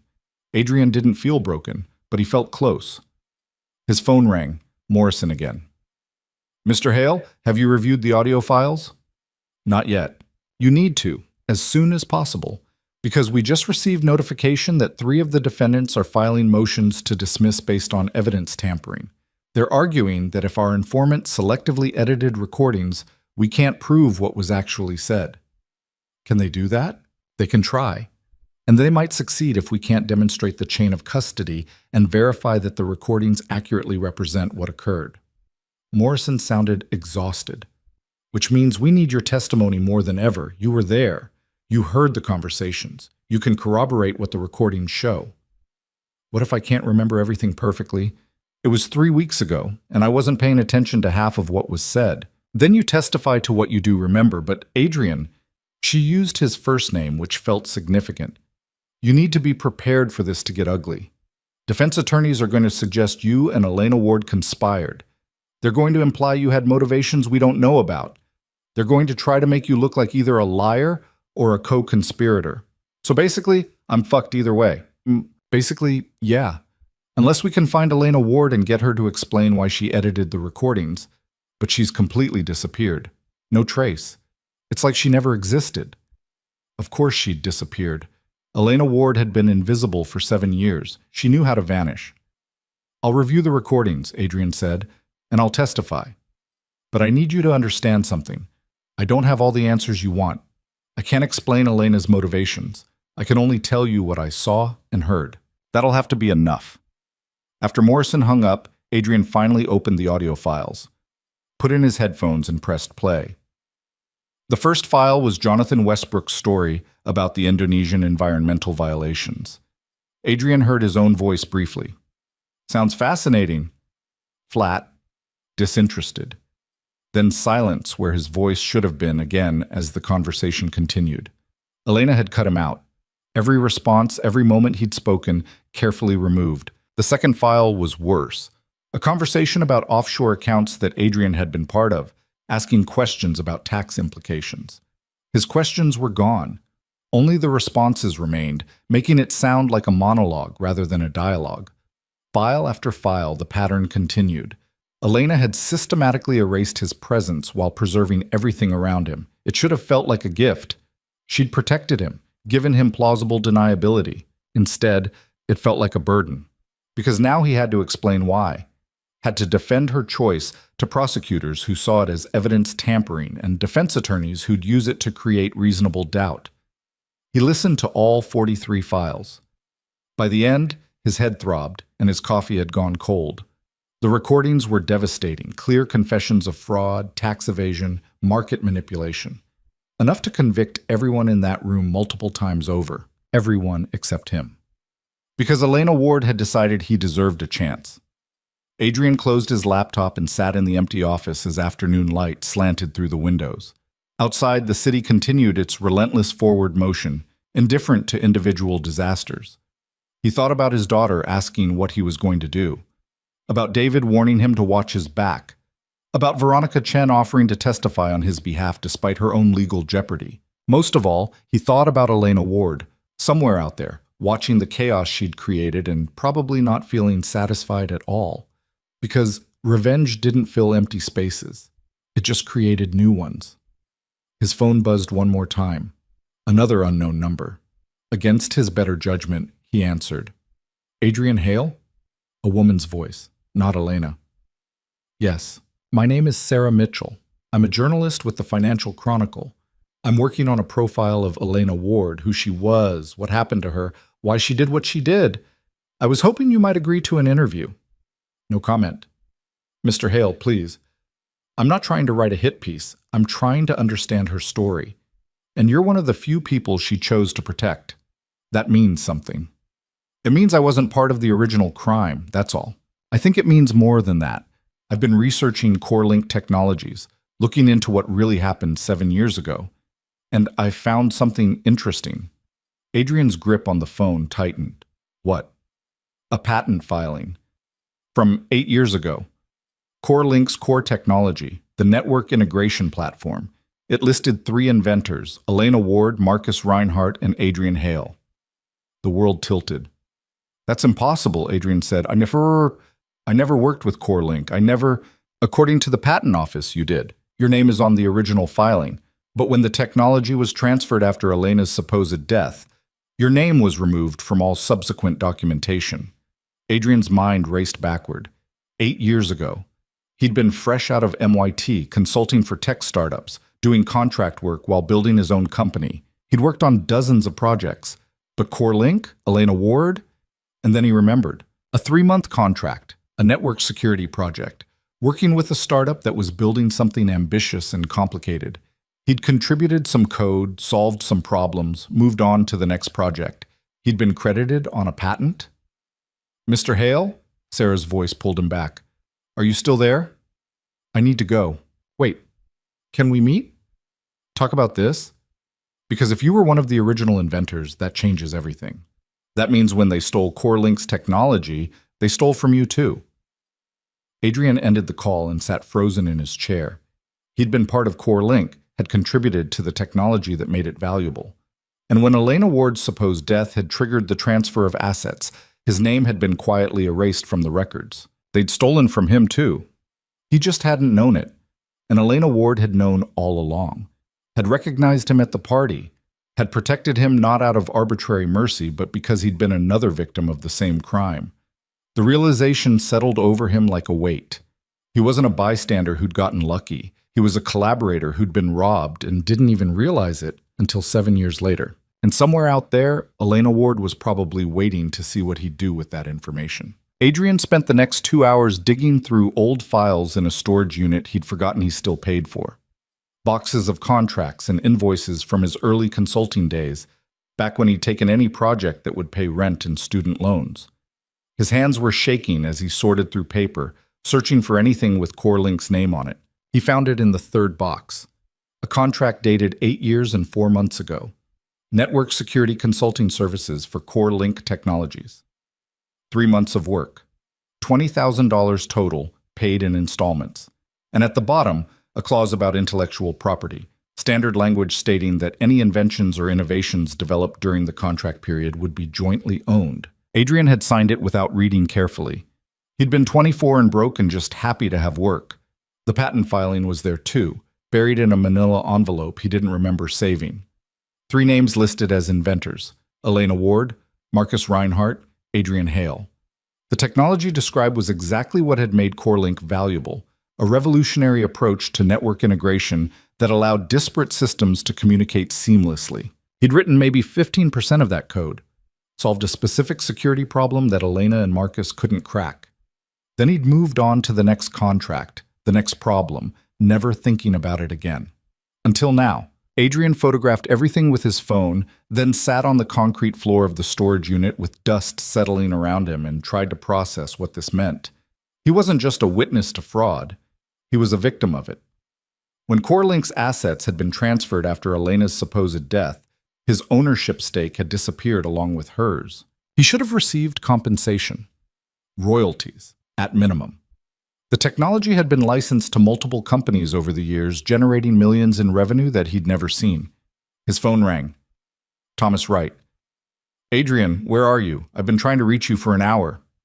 Storage unit found something interesting. More interesting than the fact that Marcus Reinhardt's attorneys just filed a motion to compel your testimony in a civil suit. They're claiming you conspired with Elena Ward to frame their client. Adrian laughed, though nothing was funny. They're half right. I did work with Elena Ward 8 years ago on CoreLink Technologies. My name was on the original patent filing. Silence on the other end. Then, what? I was a consultant. Contributed to the core technology, which means when they stole it from Elena, they stole it from me too. I just didn't know it until today.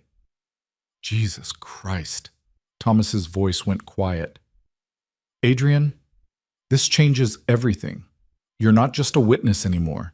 You're a victim with standing to sue. You could go after them for damages, lost royalties, intellectual property theft. I could also prove why Elena Ward protected me, why she edited the recordings. We were partners who got robbed. Which makes the prosecution's case stronger, not weaker. Defense can't argue conspiracy if you were both victims of the same crime. Thomas was thinking out loud now, lawyer brain engaged. But it also complicates your immunity agreement, because now you have financial motivation to see these people convicted. Defense will argue bias. Adrian stood up, dust falling from his clothes. So what do I do? You call Morrison. Right now. Tell her everything. Because if she finds out about this from someone else, like that journalist who contacted you, it looks like you were hiding material information. I wasn't hiding it. I genuinely didn't know. Doesn't matter how it looks. Call her. I'll conference in. Adrian made the call from his car, speakerphone active, while Thomas joined from his office. Morrison answered on the first ring, which somehow made everything feel more ominous. Mr. Hale, I was just about to call you. About the patent filing? Adrian asked. A pause. So you know. Found the contract and documentation this afternoon. I worked for CoreLink 8 years ago. Contributed to the technology. Had my name removed from subsequent filings when the assets were transferred. Morrison let out a long breath. Why didn't you mention this before? Because I didn't remember. It was one consulting contract among dozens. I never followed up on it, never knew my name was on a patent, never received any compensation. It was just another project. But Elena Ward remembered. Apparently. Which explains why she protected you. You weren't just an innocent bystander, you were a co-inventor who got robbed. Morrison's tone shifted to something sharper. Adrian, this is either really good for our case or really bad. Depends on how defense spins it. Thomas spoke up. How could this possibly be bad? It proves motive for evidence tampering was protective, not conspiratorial. Elena Ward removed Adrian from recordings because he was a fellow victim, not an accomplice. Or, Morrison countered, it proves they had a pre-existing relationship and financial motivation to coordinate testimony. Defense will argue Adrian stands to gain millions if these defendants are convicted, and he can file civil suits for stolen intellectual property. Adrian's stomach turned. I don't care about the money. You say that now, but defense attorneys will paint you as someone who's been waiting 8 years for revenge and finally found the perfect weapon in Elena Ward. Morrison paused. They're not entirely wrong, are they? I didn't know I had anything to take revenge for. But now you do. And that knowledge changes everything about your testimony, changes how juries will perceive you, changes whether your account seems objective or motivated by financial gain. Thomas cut in, what are you suggesting, that Adrian shouldn't testify? I'm suggesting we need to be very careful about how we present this information. Because right now, we have 2 victims of the same crime who happen to be in the same room 7 years later when one of them decided to burn everything down. That's either a remarkable coincidence or a planned conspiracy. It was a coincidence, Adrian said. I didn't know Elena would be there, didn't know she was alive, didn't know anything until she revealed herself that night. Can you prove that? How do you prove the absence of contact? I never called her, never emailed her, never met with her. But I can't document things that didn't happen. Morrison was quiet for a moment. Here's what's going to happen. I'm going to add this information to the case file. The patent documentation, your consulting contract, everything. It becomes part of the official record. Then we prepare you to testify not just as a witness, but as a victim. We own the narrative before defense tries to twist it. And if they still claim conspiracy? Thomas asked. Then we point to the fact that Adrian came forward with this information voluntarily, that he had no legal obligation to disclose it, but did anyway because he's cooperating fully with the investigation. Morrison's voice hardened. But Adrian, you need to understand, this puts a target on you. Defense is going to come after you hard. They'll dig into every aspect of your life looking for connections to Elena Ward, financial problems that might motivate false testimony, anything they can use to discredit you. Let them dig. They won't find anything. Everyone has something, Mr. Hale. The question is whether it's something that destroys your credibility. After the call ended, Adrian sat in his car outside the storage unit and watched the sun drop toward the horizon.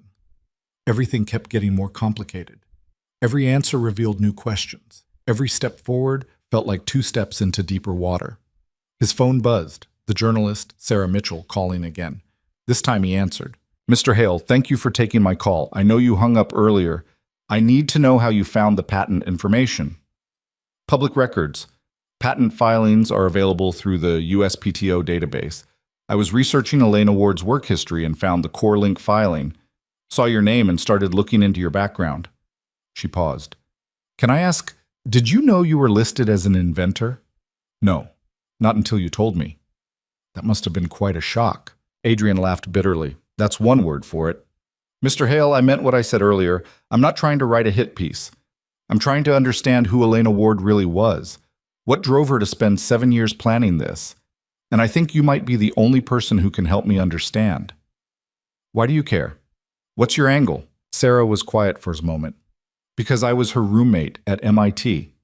We lived together sophomore and junior year, and when I heard she died in that car accident, I knew something was wrong. Elena was the most careful driver I'd ever met. She was deliberate about everything. The idea that she'd crash on a highway didn't make sense. Adrian's grip on the phone tightened. You knew her. I did. Not as well as I thought, apparently, since she managed to fake her death without telling me. But I knew her well enough to know that what those investors did to her, stealing her life's work, it would have destroyed her, or transformed her into something else entirely. It did both, I think. Will you meet with me? Off the record if you prefer. I just want to understand what happened in that penthouse. What she said, how she seemed. Adrian thought about Morrison's warning, about defense attorneys looking for any connection between him and Elena that could suggest conspiracy. Meeting with a journalist who'd known her seemed like exactly the kind of thing that could be twisted into evidence of coordination. But he also wanted to understand. Needed to know who Elena Ward had been before she became a ghost, before she spent 7 years preparing perfect revenge. Tomorrow, he said. Coffee shop on Amsterdam and 73rd, 9 a.m. I'll be there. And Mr. Hale? Thank you. That evening, Adrian picked up his daughter from after-school care and took her to the park, even though it was getting dark and cold. She needed normal, needed to run and play and forget that kids at school were being cruel, that her father's name was in the news for bad reasons. She raced toward the swings, and Adrian followed more slowly, checking his phone out of habit. 3 missed calls from numbers he didn't recognize. Probably reporters. The story about the patent filing would break soon, and then there'd be a whole new wave of coverage. New questions, new scrutiny. "Daddy, push me!" His daughter's voice cut through his thoughts. He pocketed his phone and pushed her swing, watching her laugh as she went higher. This was real. This mattered. Everything else was just noise. "Higher," she demanded. "Any higher and you'll fly away." "Good. I want to fly." Adrian pushed her higher, and for a few minutes the world narrowed to just this. His daughter's laughter, the squeak of the swing chains, the cool evening air. Simple and clean and uncomplicated. Then his phone rang. He almost ignored it, but the caller ID showed Morrison's number. "I need to take this," he told his daughter. "Keep swinging, but not too high, okay?" "Okay, Daddy." He stepped away, answered the call. "Morrison." "Adrian, we have a situation. Elena Ward contacted us." Everything stopped. "What?" "She sent a video message to the FBI director. Just hit his inbox 20 minutes ago. Verified as authentic. She's offering to testify." Adrian's mind raced. Why? She's been invisible for weeks. Why surface now? Because the defense's evidence tampering claims are working. 2 judges have already expressed concerns about the edited recordings. If Elena doesn't explain why she made those edits and confirm the recording's accuracy, our case might fall apart. Morrison sounded exhausted. She's willing to appear via video testimony. Won't reveal her location or appear in person, but she'll answer questions under oath. That's insane. Defense will tear her apart. She tampered with evidence, faked her death, engaged in what they'll call vigilante justice. I know, but it might be our only option, and she made one condition. Morrison paused. She wants you there, says she'll only testify if you're in the room. Adrian felt cold. Why? She didn't say, just that her testimony is conditional on your presence. This is exactly what defense will use to prove conspiracy. If she's demanding I be there, I know. Which is why I need you to think very carefully about whether you agree to this. Because once you're in that room together, even virtually, it creates an association that defense will exploit. Adrian watched his daughter on the swings, unaware that her father was being pulled deeper into something he still didn't fully understand. "When?" he asked. "Depositions start in 3 days. She wants to go first, wants to establish the timeline and explain her actions before anyone else testifies. And if I say no, then she doesn't testify. Our case gets weaker. Defense claims victory on the evidence tampering issue. Some or all of the defendants might walk. So I don't really have a choice. You always have a choice, but some choices come with consequences we can't control." After Morrison hung up, Adrian stood in the growing darkness and watched his daughter play. He should tell her it was time to go. Should take her home, make dinner, read stories, maintain the routine that kept her world stable. Instead, he called Thomas. "Tell me the worst-case scenario," Adrian said when the lawyer answered. "If I'm in the room when Elena testifies, if defense uses it to claim conspiracy, what's the absolute worst that could happen?" Thomas didn't hesitate. "They discredit both of you. Jury believes you coordinated testimony. Defendants walk. And then they sue you and Elena for defamation, malicious prosecution, whatever their lawyers can dream up. You lose everything, your company, your assets, your reputation, and maybe custody of your daughter if they can prove you engaged in criminal conspiracy. Adrian's blood went cold. They could take her? If they convince a judge you committed crimes and lied under oath? Yes. It's a long shot, but it's possible. Then I can't do it. I can't risk her. Adrian, listen to me. The worst-case scenario is unlikely. Possible, but unlikely. What's more likely is that defense tries to create doubt, fails because the evidence is overwhelming, and the defendants get convicted anyway. Your presence in the room during Elena's testimony might raise questions, but it won't automatically destroy the case. Might not, but it could. Everything could. That's the nature of trials. That's why we prepare, why we build strong cases, why we don't leave anything to chance. Thomas's voice softened. But I understand if you want to walk away. You've already given them everything they asked for, more than they asked for. At some point, you're allowed to protect yourself and your daughter. Adrian ended the call and walked back to the swings. His daughter had stopped pumping her legs and was just sitting there, dragging her feet in the dirt. You looked sad, she said when he approached. On the phone. Just complicated adult stuff. Is it about the bad people again? Yeah, it's about them. She slipped off the swing and took his hand. Mrs. Thompson says when things are hard, you should do the right thing, even if it's scary. Is that true? Adrian looked down at his daughter's trusting face and felt something crack in his chest. Yes, sweetheart, that's true. So are you going to do the right thing? I'm trying to figure out what that is. She squeezed his hand. You'll know. You're smart. They walked home through darkening streets, and Adrian tried to reconcile the competing truths. Protecting his daughter was the right thing, but letting guilty people escape justice because he was afraid, was that right? And what about Elena Ward, who'd spent 7 years as a ghost, who'd orchestrated perfect revenge only to watch it potentially unravel because of legal technicalities? At home, he made dinner on autopilot while his daughter colored at the kitchen table. His phone kept buzzing with messages he wasn't reading. At some point, Maria texted asking if he needed her to come by. He said no. Tonight, he needed to be alone with his thoughts and his daughter. After dinner, after bath time, after stories and tucked-in blankets, Adrian returned to his office and opened his laptop. He pulled up the patent filing again, studied the 3 names listed as inventors. Elena Ward, Marcus Reinhardt, Adrian Hale. One of those people had faked their death and spent 7 years planning revenge.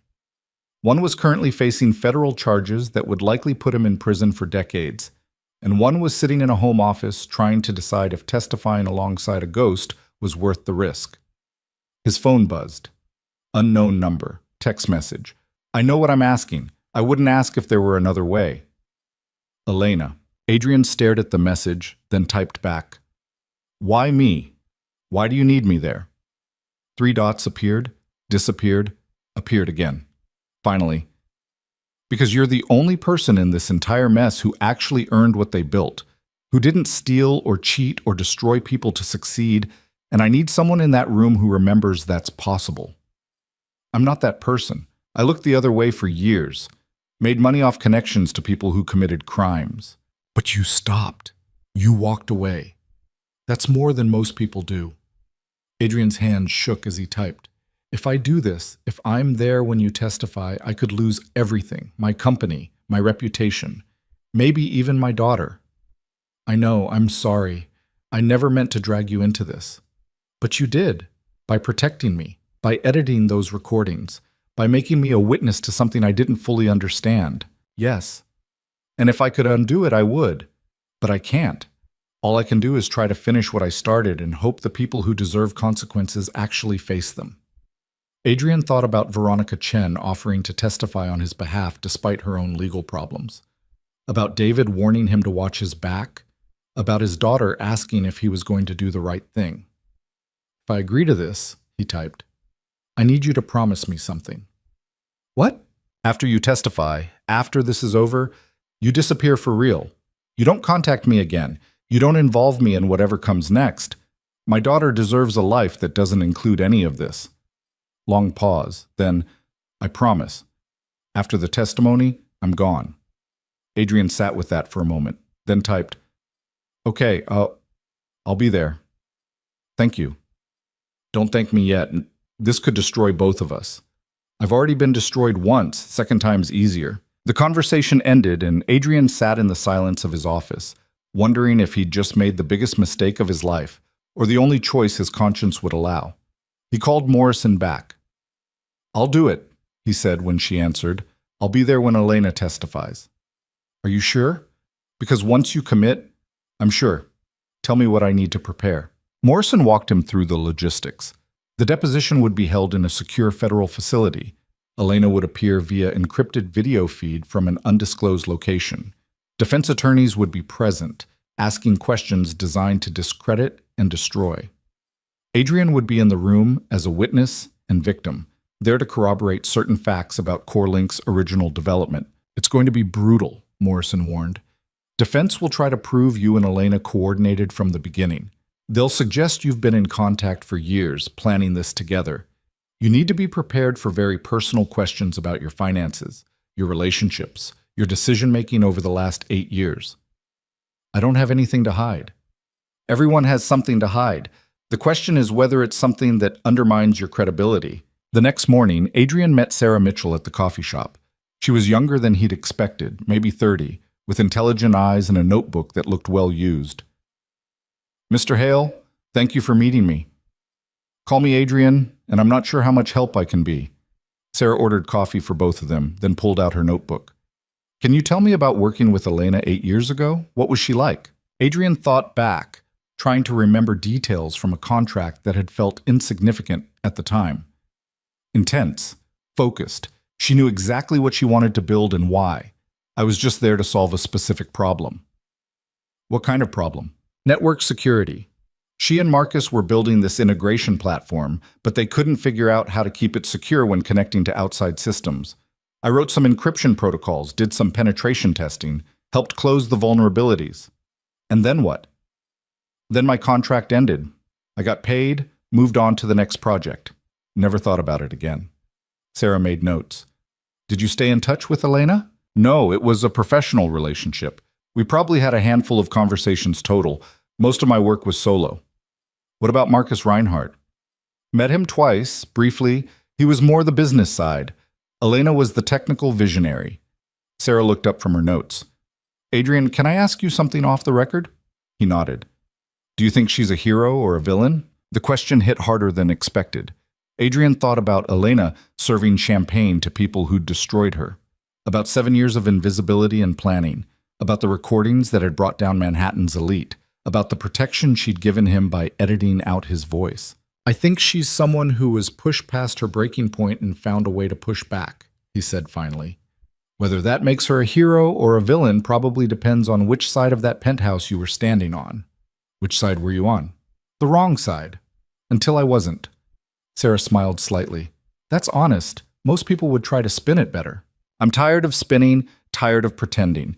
The truth is, I spent years building relationships with people who were criminals, and I either didn't notice or didn't care because it benefited me. That doesn't make me a criminal, but it doesn't make me innocent either. And now you're testifying against them." "Now I'm testifying to what I saw and heard. Let the jury decide what it means." They talked for another hour. Sarah asked about the night of the party, about Adrian's observations of Elena, about the moment everything had collapsed. He told her what he could without compromising the prosecution's case, and she listened without judgment, just occasionally making notes. "One last question," Sarah said as they were wrapping up. "If you could talk to Elena now, what would you say?" Adrian considered that. "I'd ask if it was worth it, if destroying them fixed whatever they broke, or if revenge just created new kinds of emptiness." "Do you think she'd answer honestly?" "I think she'd tell me it wasn't about fixing anything. It was about making sure they finally faced consequences. And whether that was worth it, that's something only she can know." Sarah closed her notebook. "Thank you, Adrian. This was helpful. When's your article coming out?" "Not until after the trial. I want to see how it ends before I write about how it began." They parted ways, and Adrian walked back to his car feeling strangely lighter. Talking about it openly, admitting his complicity and his mistakes, had felt like releasing pressure from a valve he'd been holding closed for too long. His phone rang. "David." "Hey," Adrian answered. "How's the new job?" "Soulless but lucrative. Listen, I heard you're testifying at Elena Ward's deposition. News travels fast. Adrian, are you insane? You know what defense is going to do to you in that room? I've been briefed. Being briefed and experiencing it are different things. These attorneys are sharks. They'll tear into every decision you've made, every relationship you've had, every dollar you've earned. And they'll do it in front of cameras and reporters and everyone you've ever done business with. I know. And you're doing it anyway? I don't have much choice. David was quiet for a moment. Yeah, I guess you don't. He sighed. For what it's worth, I think you're doing the right thing, even if it costs you everything. That's not very comforting. Truth usually isn't. After David hung up, Adrian sat in his car and watched people move through their ordinary days, coffee runs, work commutes, problems that probably felt overwhelming to them, but were small and manageable compared to the disaster consuming his life. 3 days until the deposition. 3 days to prepare for questions he couldn't anticipate, attacks he couldn't fully defend against, risks he couldn't entirely calculate. 3 days until he sat in a room with a ghost and tried to explain how they'd both been robbed by people who'd thought themselves untouchable. He started the car and drove to pick up his daughter from school. And for the entire drive, he tried to imagine how he'd explain all of this to her someday. When she was old enough to understand, old enough to ask why her father had made the choices he'd made. He hoped by then he'd have better answers than he had right now. But hope and certainty were different things, and Adrian had learned enough in the last month to know that certainty was mostly an illusion people told themselves to feel safe. The only thing he knew for certain was that in 3 days, everything would change again. And this time, he'd be standing in the center of it instead of watching from the edges. The morning of the deposition arrived cold and gray, the kind of November day that made Manhattan feel like it was closing in on itself. Adrian dressed carefully, not the expensive suits he'd worn to penthouse parties, but something simpler, professional but not arrogant. He wanted to look like someone telling the truth, not someone performing credibility. His daughter had asked why he was wearing a tie when it wasn't Sunday church, and he told her he had an important meeting. She'd accepted that without questions, which somehow made it worse. 4 years old and already learning that Daddy's life was full of things too complicated to explain. Maria arrived early to take her to school. "Good luck today," she said quietly at the door, and Adrian appreciated that she didn't ask for details or offer platitudes about everything working out fine. Thomas met him outside the federal building downtown, carrying a briefcase that probably contained enough documentation to rebuild Adrian's entire professional history if needed. "Ready?" Thomas asked. "No, but I'm here." "That'll have to be enough." They went through security, took an elevator to the 8th floor, walked down corridors that smelled like floor polish and anxiety. Morrison met them outside a conference room that looked too ordinary for what was about to happen inside. "Elena's already connected," Morrison said. "She's on video, but we can't see her location. It verified the encryption is solid. There's no way to trace her signal." She looked at Adrian. "Defense is going to push hard on your relationship with her. Remember what we discussed. Answer only what's asked. Don't elaborate. Don't try to explain motivations. Just the facts. Just the facts." Inside the conference room, 5 defense attorneys sat on one side of a long table. Adrian recognized 2 of them from news coverage, expensive lawyers who specialized in keeping wealthy criminals out of prison. They looked at him like he was something they'd stepped in. At the head of the table, a large monitor showed a black screen with audio meters jumping. Elena was there, listening, waiting. Morrison handled the preliminaries, names for the record, acknowledgement that testimony was under oath, technical verification that the video feed was secure and functional. Then she nodded to the defense team. "You may proceed." The lead attorney, a man named Gerald Voss, who'd defended 3 senators and a Fortune 500 CEO, stood up like he was addressing a jury. "Ms. Ward, let's start with a simple question. How long have you known Adrian Hale?" Elena's voice came through the speakers, clear and steady. 8 years and 3 months. We worked together on Core Link Technologies." "And have you maintained contact with Mr. Hale since that time?" "No. We had no contact between the end of his consulting contract and the night of the gathering at the penthouse." "No contact, no emails, no phone calls, no messages of any kind?" "None." Voss smiled slightly. "Ms. Ward, you expect us to believe that you spent 7 years planning an elaborate revenge scheme, that you happened to encounter Mr. Hale at the very gathering where you executed that scheme, and that this was pure coincidence?" "I didn't say it was coincidence. I knew he'd be there. I researched everyone who would attend that party." "So you sought him out." I sought out everyone in that room, including your clients, Mr. Voss, including people who destroyed my life and thought they'd gotten away with it. Voss's smile faded. And yet Mr. Hale is the only person whose voice you edited out of your recordings. Why is that? Because he wasn't part of the original crime. He contributed to technology that was stolen from both of us. He was a victim, not a perpetrator. How convenient. The one person who could corroborate your accusations just happens to be someone you decided to protect. Voss turned to Adrian. Mr. Hale, when did you learn about the patent filing that included your name? Adrian kept his voice level. 3 weeks ago. A journalist researching Elena's background found the documentation and contacted me. And before that, you had no idea you were listed as an inventor? None. I was a consultant. I completed my work and moved on. I never followed up on patent filings or commercialization. Never followed up on technology that was worth hundreds of millions of dollars? That seems remarkably incurious for someone in your field. Thomas spoke up. Is there a question, counselor? Voss didn't look away from Adrian. Mr. Hale, isn't it true that you've maintained business relationships with several of the defendants for the past 6 years? Yes. You've accepted their investments, used their networks, profited from their connections? Yes. And yet now you claim to be a victim of their criminal activity. Which is it, Mr. Hale? Are you a victim or a beneficiary? Adrian felt the trap closing. Both. I didn't know what they'd done to CoreLink, didn't know my name had been removed from patent filings or that I was owed compensation, but I did benefit from relationships with people who'd committed fraud. Those two things can both be true.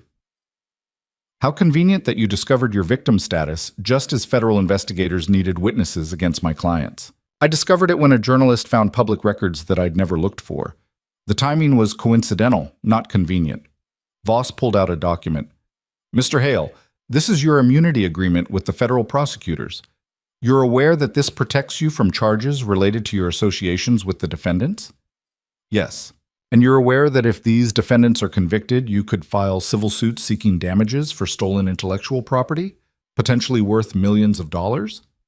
Adrian's stomach turned. I'm aware that's theoretically possible. Theoretically? Voss's voice dripped with contempt. Mr. Hale, you stand to gain financially from the conviction of people you've done business with for years.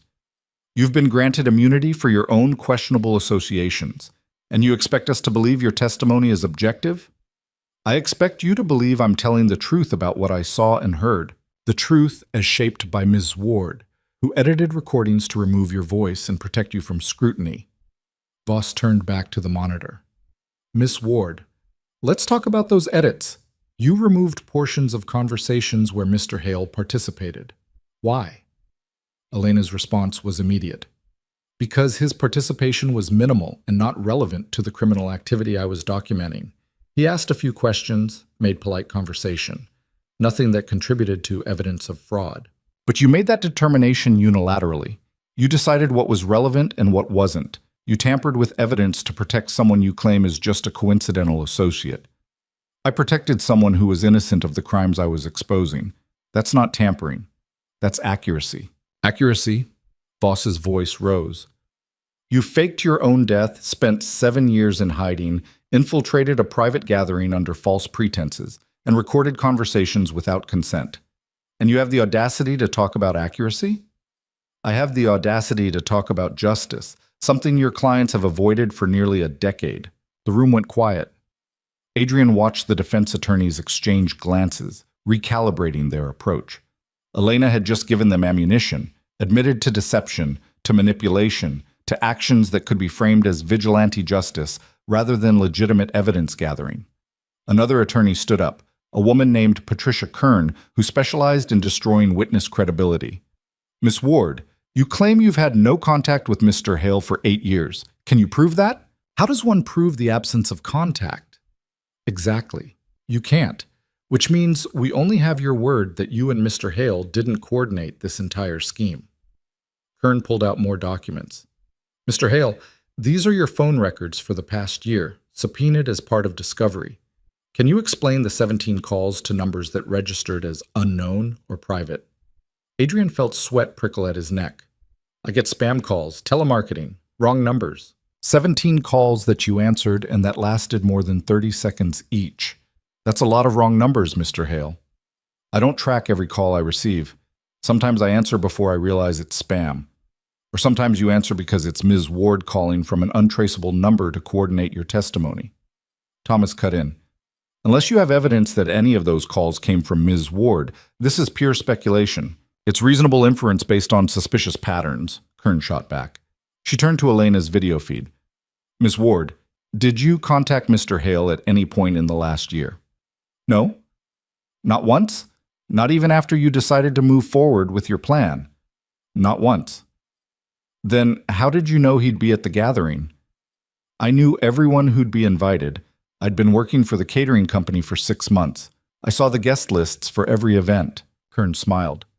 So you had access to Mr. Hale's schedule, knew where he'd be and when. But you expect us to believe you never reached out to warn him, prepare him, coordinate with him in any way? I expect you to believe the truth. I had no contact with Adrian Hale until the night I revealed myself in that penthouse. And yet you protected him, edited him out of recordings, let him leave before federal agents arrived.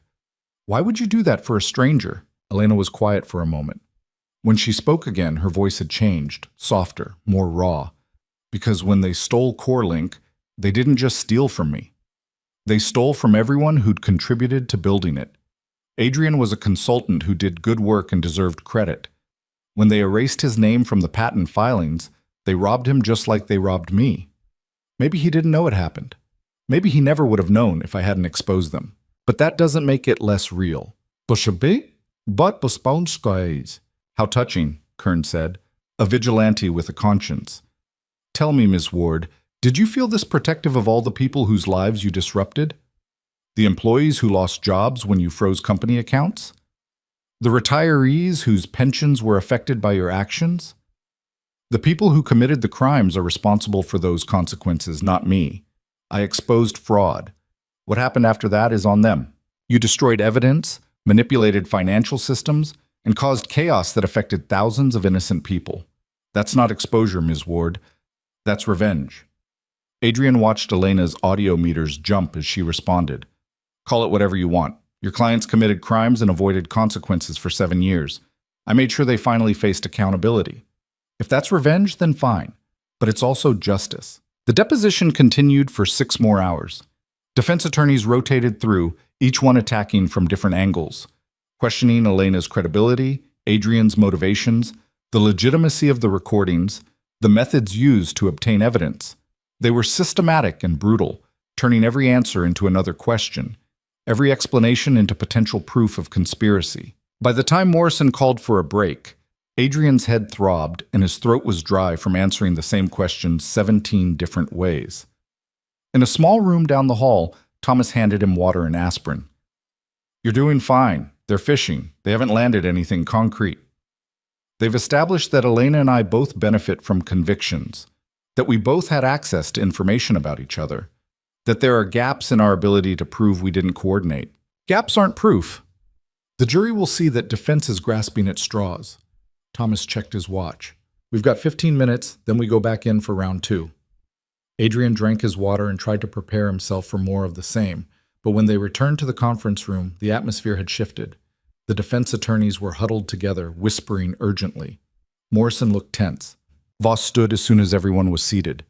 We'd like to enter new evidence into the record, evidence that substantially changes the nature of this testimony. Morrison's expression hardened. What evidence? Voss pulled out a manila folder. Bank records showing a wire transfer from an offshore account to Mr. Hale's business 3 weeks ago. The same offshore account that Miss Ward used to freeze our client's assets. Adrian's blood went cold. That's impossible, is it? According to these records, verified by our forensic accountants, you received $250,000 from an account registered in the Cayman Islands, an account that Ms. Ward controlled. I never received any money from Elena. I don't even have access to offshore accounts. Voss slid the documents across the table. These records say otherwise. Adrian grabbed them, scanning the pages. There was his company name. There was an account number he didn't recognize. There was a transfer dated 3 weeks ago, right after he'd discovered the patent filing. This is fabricated, he said.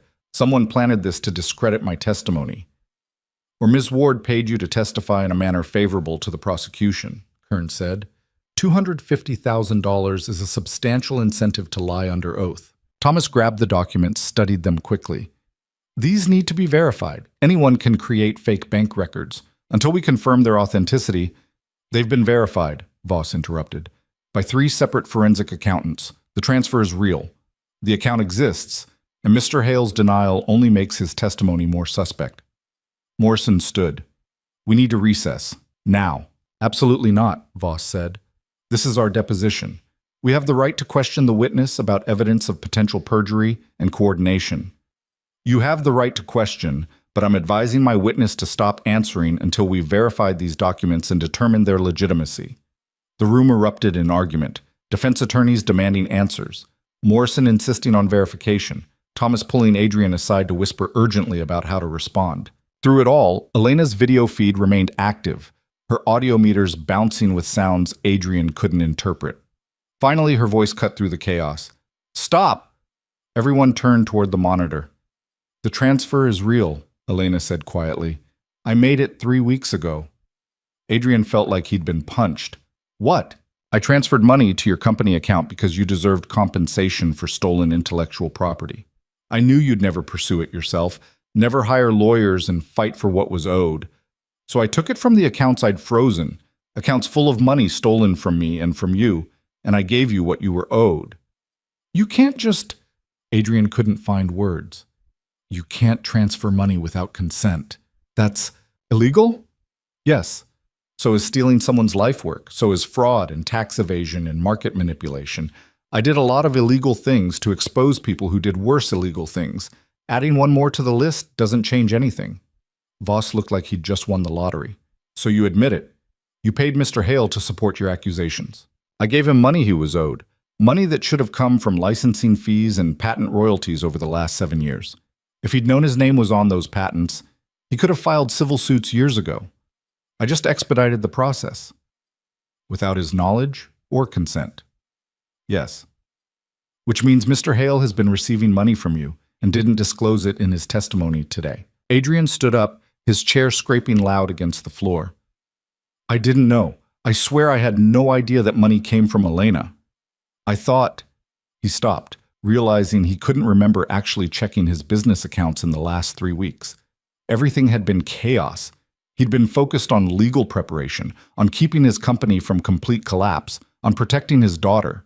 Thomas grabbed his arm. Don't say anything else. Not until we verify the accounts and determine what actually happened. But Adrian could see it in the defense attorneys' faces. They'd won. Whether Elena had meant to help or hurt him, she'd just destroyed his credibility. He testified under oath without knowing he'd received $250,000 from the person whose accusations he was corroborating. The prosecution's case had just developed a massive hole. Morrison called for an immediate recess. The room cleared except for her, Thomas, and Adrian. Tell me you didn't know about the transfer, Morrison said. I didn't. I swear. Check your accounts. Right now. Adrian pulled out his phone with shaking hands and logged into his business banking.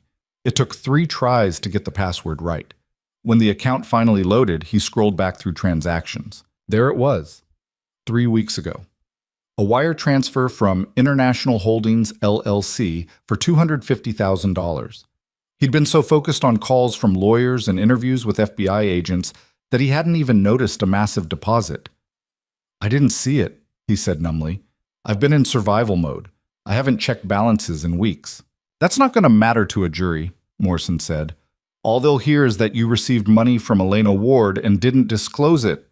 Defense will argue you were paid to lie, that everything you've testified to is compromised by financial interest. But I told the truth. Everything I said was accurate. I believe you. But belief isn't evidence. And right now, the evidence says you're a paid witness who lied about being a neutral observer. Thomas was already on his phone talking to someone about account verification and tracing the transfer. Adrian sat down heavily and tried to process what had just happened. Elena had tried to help him, had given him money she thought he deserved, and in doing so, she'd destroyed the one thing that made his testimony valuable, his apparent lack of financial motivation. We need to regroup, Morrison said. Figure out how to salvage this. Maybe if we can prove Adrian genuinely didn't know about the transfer, that he had no reason to check accounts during this chaos. It won't matter, Adrian interrupted. Defense has what they need. They'll hammer this until the jury can't see past it. Elena and I are both finished as credible witnesses. Morrison didn't argue. She just gathered her files and left the room, leaving Adrian alone with Thomas and the wreckage of good intentions. An hour later, they reconvened. The defense had already filed motions to strike both Adrian's and Elena's testimony as tainted by financial coordination. They were calling for dismissal of charges based on compromised evidence. Morrison fought back, arguing that the transfer didn't prove coordination, that Adrian's ignorance was genuine and verifiable. But even she sounded tired, defeated. When the judge finally spoke, appearing via video from her chambers, her expression was grave. "This is a complicated situation," Judge Martinez said. "Mr. Hale appears to have genuinely been unaware of the transfer. Miss Ward's actions, while illegal, seem motivated by a sense of compensation rather than witness tampering. However, the appearance of impropriety is undeniable." Adrian held his breath. "I'm not dismissing the charges," the judge continued, "but I'm striking Mr. Hale's testimony from the record and barring him from testifying at trial. His credibility has been too compromised by the financial connection, regardless of his awareness of it." "Your Honor," Morrison started, "my decision is final, Counselor. As for Miss Ward's testimony, I'll allow it to stand, but the jury will be informed of the transfer and given instructions about evaluating her credibility in light of it." Judge Martinez looked directly at Elena's video feed. "Ms. Ward, your actions, however well-intentioned, have significantly complicated this prosecution. I hope you understand that." Elena's response was quiet. "I understand, Your Honor. I was trying to correct an injustice. I see now that I may have created new ones instead." The deposition ended shortly after. Defense attorneys left looking satisfied. Morrison left looking exhausted. Thomas stayed with Adrian as the room emptied. "I'm sorry," Thomas said finally. "I know this isn't what you wanted." Adrian laughed bitterly. "I didn't want any of this. I wanted to build a company and raise my daughter and live a normal life. Instead, I got caught in someone else's war and now I'm collateral damage." "You're not damage. You're a victim who tried to do the right thing. That still matters." "Does it? Because from where I'm sitting, trying to do the right thing just cost me my credibility, my testimony, and any hope of actually seeing justice done." Thomas didn't have an answer to that. Adrian left the federal building in late afternoon light that felt wrong for how dark everything had become. His phone buzzed constantly. Reporters who'd somehow gotten his number, business associates distancing themselves, worried messages from Maria about his daughter asking when he'd be home. He drove aimlessly for a while, not ready to face his daughter's questions or Maria's concerned looks, not ready to pretend that today had been just another meeting, just another complicated piece of adult business. Eventually, he ended up at the park where he'd taken his daughter weeks ago. The swings were empty now, moving slightly in the cold wind. Adrian sat on a bench and watched the sun drop toward the horizon. His phone buzzed again, an unknown number. He almost didn't answer. "Hello? Adrian," Elena's voice. "I'm sorry." He should hang up, should refuse to talk to the person who just destroyed his credibility and complicated everything beyond repair. Instead, he said, "Why did you do it?" "Because you deserve that money. Because they stole from you and I couldn't stand watching you struggle while they profited from technology you helped build." "So you decided to help without asking if I wanted help? Without considering that it might make everything worse? I thought I was fixing something. I see now I was just breaking it differently." Adrian laughed without humor.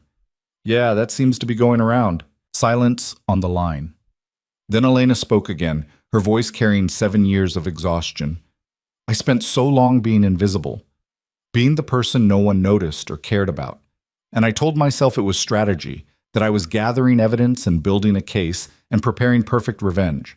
But the truth is, I forgot how to be visible, forgot how to ask for help or trust that anyone else could understand."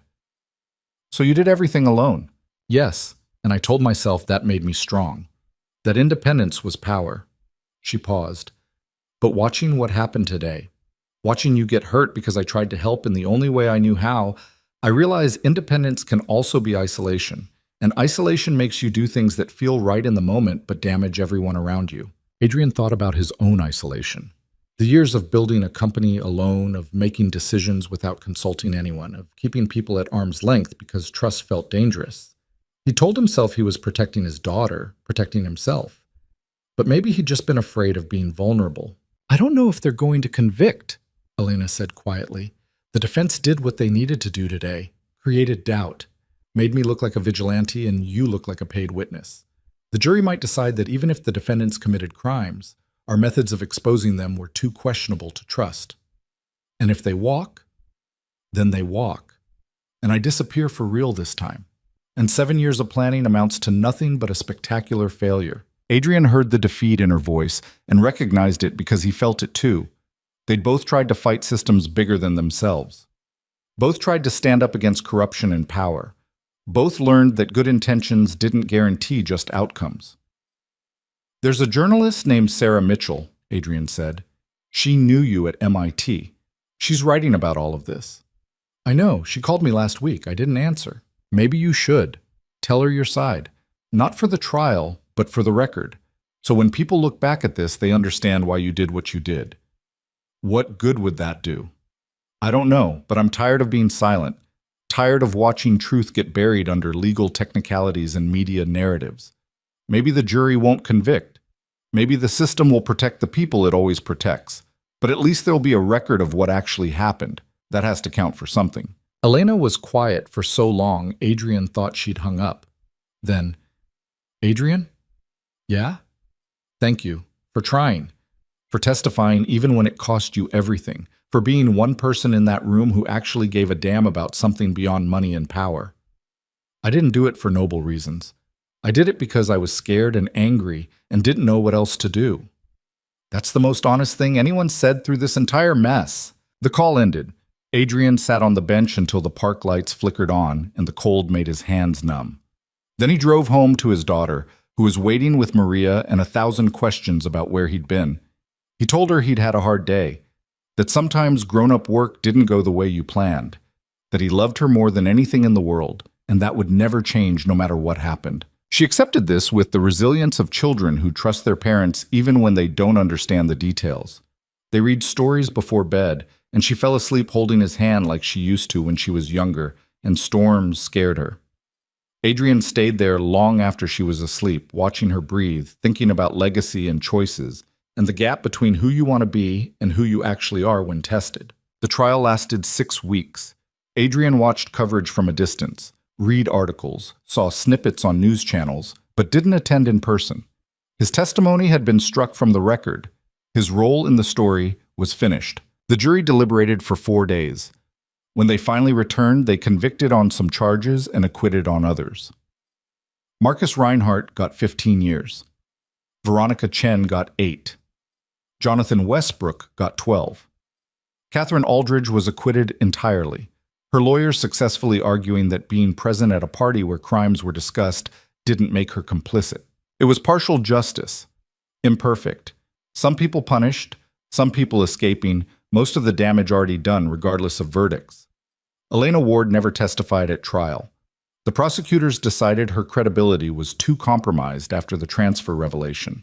The recordings she'd provided were admitted as evidence, but defense attorneys successfully planted enough doubt about their editing and authenticity that the jury couldn't fully rely on them. In the end, convictions came from forensic accounting, from paper trails and bank records and traditional investigation, the boring work of federal agents following money through complex systems.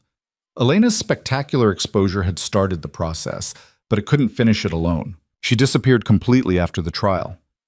No interviews with Sarah Mitchell, no victory statements, no attempts to claim credit or vindication, just silence, which was probably what invisibility felt like after it became permanent. Adrian's company survived, barely. The $250,000 from Elena helped, though he'd initially considered refusing it or donating it to charity. In the end, pragmatism won over pride. He had employees to pay, a daughter to raise, a business to rebuild on cleaner foundations. He cut ties with everyone associated with the scandal, restructured his investor base, brought in David as a partner. His former COO had grown tired of the soulless but lucrative job and wanted to build something meaningful again. They were smaller now, less ambitious, but more sustainable, less spectacular, but more honest. 6 months after the trial, Sarah Mitchell published her article. Not in a financial journal, but in a long-form magazine known for investigative journalism. The piece was called The Cost of Invisibility, Elena Ward and the Price of Justice. Adrian read it alone in his office, after his daughter was asleep. Sarah had tracked down Elena's history from MIT through the founding of CoreLink, through the supposed death, through 7 years of working service jobs while planning revenge. She'd interviewed former classmates, professors, people who'd known her before the world broke her. The article didn't paint Elena as a hero or a villain. It painted her as a person who'd been destroyed and had found only one way to put herself back together, through systematic dismantling of the people who'd destroyed her. It asked hard questions about justice systems that protected the powerful and broke the vulnerable, about what people become when every legitimate channel for accountability fails them. At the end of the piece, Sarah included a quote from an unnamed source that Adrian recognized immediately as Elena. "I thought revenge would feel satisfying, like checking a box that had been empty for years. Instead, it just feels empty in different ways. The people who hurt me are punished, some of them at least, but I'm still 7 years older and fundamentally alone and no closer to being the person I was before they took everything. So was it worth it? I honestly don't know.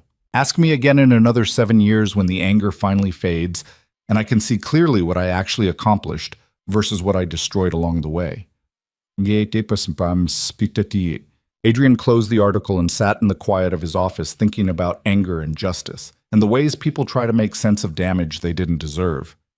He thought about his daughter sleeping upstairs, about the choices he'd make to protect her, about the line between justified action and destructive obsession. He didn't have answers, but he had something he hadn't had 6 months ago: clarity about who he wanted to be. Not someone who looked away from inconvenient truths. Not someone who built success on associations with people who succeeded through exploitation. Not someone who waited until consequences arrived to start examining his choices. A year after the trial, Adrian sold his company. Not because it was failing, but because he realized he didn't want to spend the next 20 years chasing growth and market share and quarterly returns. He wanted to be present for his daughter. Wanted to build things that mattered more than they profited. He used the money to start a foundation that provided legal support for inventors and entrepreneurs who'd had their intellectual property stolen by larger companies. It was small work, helping one person at a time navigate systems designed to crush individual claims. But it was work that felt meaningful in ways his previous career never had. His daughter started first grade, made friends whose parents didn't whisper about her father, came home with art projects and spelling tests and stories about playground dramas that felt beautifully ordinary. Sometimes Adrian wondered about Elena, where she'd gone, who she'd become, whether she'd found any peace in the aftermath of her perfect revenge. He'd kept her number in his phone even though he knew she'd never call again. Some part of him hoped she was okay, that she'd found a way to be visible again without it destroying her. But mostly, he tried not to think about it. The scandal had receded into history, replaced by newer outrages and fresher disasters. The defendants who'd been convicted served their sentences in minimum security facilities that barely resembled prison. The ones who'd been acquitted rebuilt their careers elsewhere, smaller but intact. The world moved on because it always did. Justice was served imperfectly because perfect justice didn't exist.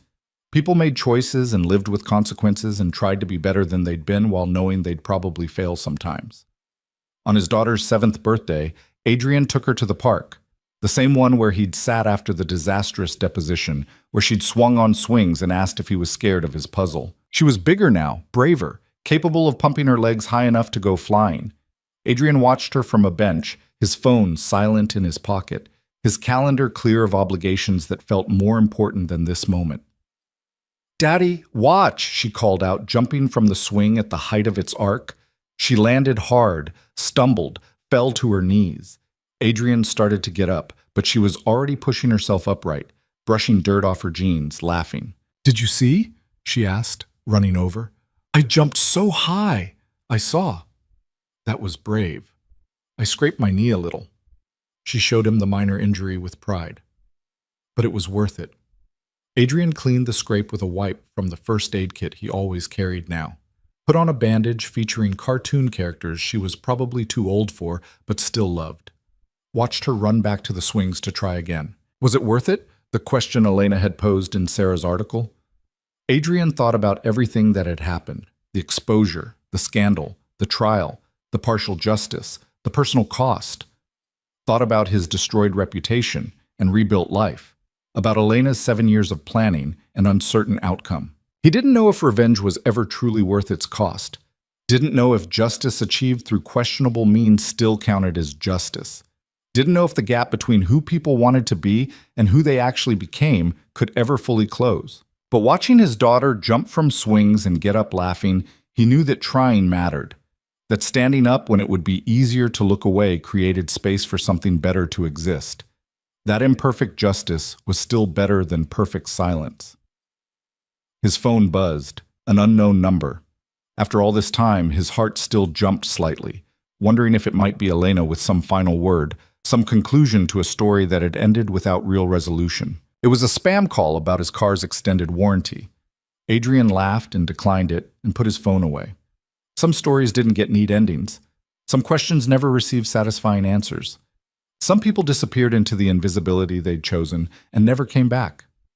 That was okay. It had to be.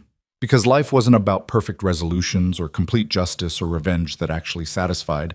It was about doing the best you could with incomplete information and imperfect options.